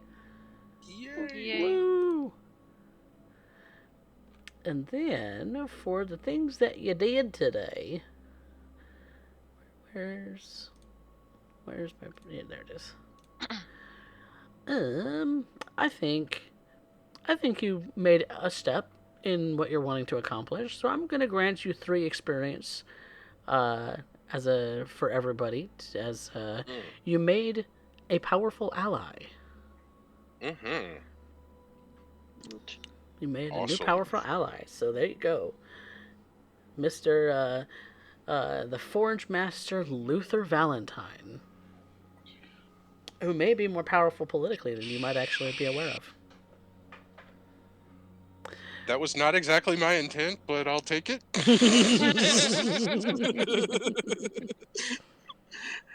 Now it's for all of you to decide on the 3 roleplay categories for the additional experience. And I'll also set up the poll for the audience to participate, because Black Wolf had to run. Oh. Yep. He had the sleepy. He had to Yeah, go he sleep. had a sleepy. I was too into the things. I completely missed chat. Oh, you are just fine. You always miss chat, though. Vanya. We have Kirwin. We have Lagan. And we have Kurobe. Because we can do all of the things. So, I'll put this poll on for 5 minutes. Get your votes in, people, because you can spend all the channel points you want on that. So, for the player voted stuff, who made efforts towards a plot, and who made the most effort toward that plot? I'm gonna throw Lagan. Yeah, Oh. I think Lagan Yeah, Lagan. with the dealing with the bishop, and even though it was unintended, Lagan wanting to go talk about Father Masterson's death got us our powerful ally. So yeah. Kimon, what was your vote? Lagan. Lagan. Unanimous for Lagan. All right. Who had the best scene? Lagan with Melora specifically. Yeah, that was nice. Mm-hmm. I'm not gonna lie. I'm torn between the interaction with Melora and the one with the Raven Queen. Both of those were Yeah. very striking, and he definitely feels their presence. Well, I chose the one with Melora because it was a little bit longer than the one with the Raven Queen.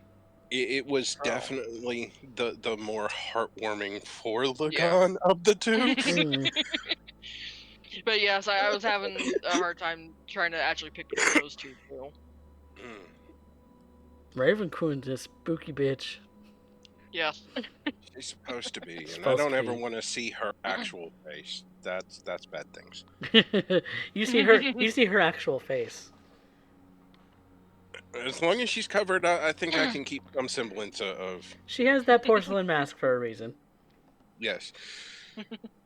Even though she's supposed to be beautiful, I'm told if you ever see the last thing you ever see. It's the last thing you ever see. Exactly. Last thing you ever see. All right. All right. Are we picking Lagan for the best scene then? Yeah. Yep. All right. Okay. Wow. You're the favorite tonight. Who had our best line?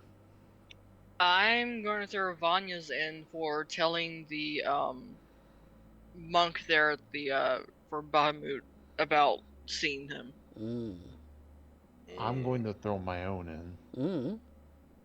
Mm. If I go the funny route, it's I don't have any problem making enemies.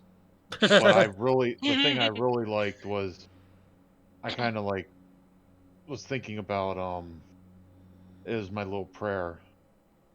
The Serenity Prayer. Yep. Yeah. Serenity Prayer is a good one. It was kind of like a mixture between it was an old prayer I heard before, and he has like a creed that he lives by. Yeah, which is very much in line with what Bahamut is as the sort of god of justice. Yeah. That you find a lot of people who have a sense of a creed, or people who are lawmakers and law enforcers that find themselves as, if they're religious, to be aligned with Bahamut, and unless of course they're corrupt. And then they might follow some kind of a corrupt creed, which might still fall under Bahamut's purview, but yeah, you're right. It's called the Serenity Prayer. Yep. I didn't never remembered where I heard it from, but yep. I always liked it, and that, and kind of like a justice thing. Yep. Oh. Yep. So, well, we have 2 votes. One's for Kurobe, Yep. One's for Lagan. Well, Or no, Vanya, rather. Yeah. Vanya. What you think, Kinwin?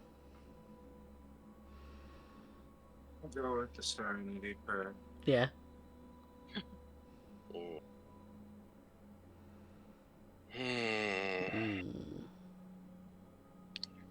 Both were very, very poignant scenes. It's true. I'm gonna have to go with Kurobe on this one. All right. Kurobe gets it. Kurobe gets it for that best line. And so, you know what? For being a team player, for the Raven Queen and for the Melora scene, I'm gonna grant Lagan inspiration. Oh. Yes. So I if you- haven't had inspiration in a while. Yeah. For that, I'm gonna grant you some inspiration. The fickle gods have deemed it favorable. The fickle god being myself, playing two Yes. gods. I love it. Myself playing two gods. I love it. I love the dichotomy of the two, and Mm-hmm. those were both really intense scenes for Lagan. So Very spooky. Love it. Yeah. Yeah. I love to do that. Love to do that. And I give Kinwin a little peek behind the window when it comes to Melora. So Mm. yeah, he got a that little was peek at her awesome. because it was kind of one of those. Your companions feel very much the same way as you do, and then she's basically just looking at Kinwin and pointing him out as one of those who would also do the same thing. And that would have been if Kenwin had been watching where Lagan had bowed his head in all of that, Mm-hmm. Yep. recognizing that yes, my compatriots are Oh, some of them are as loyal to you as I am. yep. And Yep. and don't forget, audience, you also have the ability to buy Fickle God's favors with your channel points. I keep forgetting that that's a Certainly thing. do. I'm forgetting that's a thing that you can do. But yeah, Fickle God's favors are 25,000, and that is how I can grant inspiration to one of my players on behalf of one of the Fickle Gods out in the audience. So I didn't see the end of the poll. Who got that one? No one voted. No one voted. There's 7 of you out there. There's 7. 4 of us in here. 5 Yeah. of us if you include yourself. Myself isn't counted. All right. Well, if nobody voted, nobody gets it, I guess. Yep. I would say you could give an experience to the other players.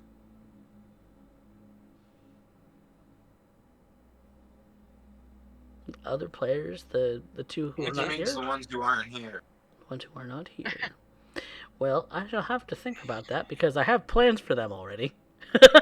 So I was talking about the others that showed up tonight as well.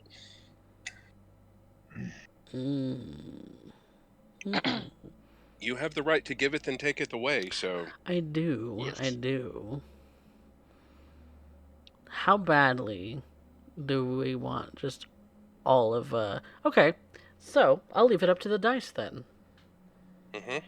I knew that was coming. High or low? I was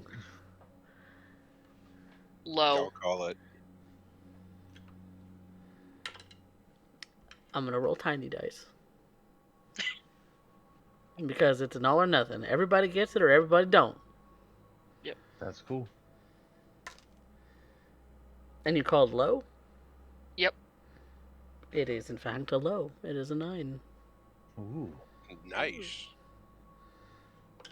Yeah, Well. I'm leaving that up to y'all because Yeah, Is we, that we, we don't painful? let Mojo call that. no.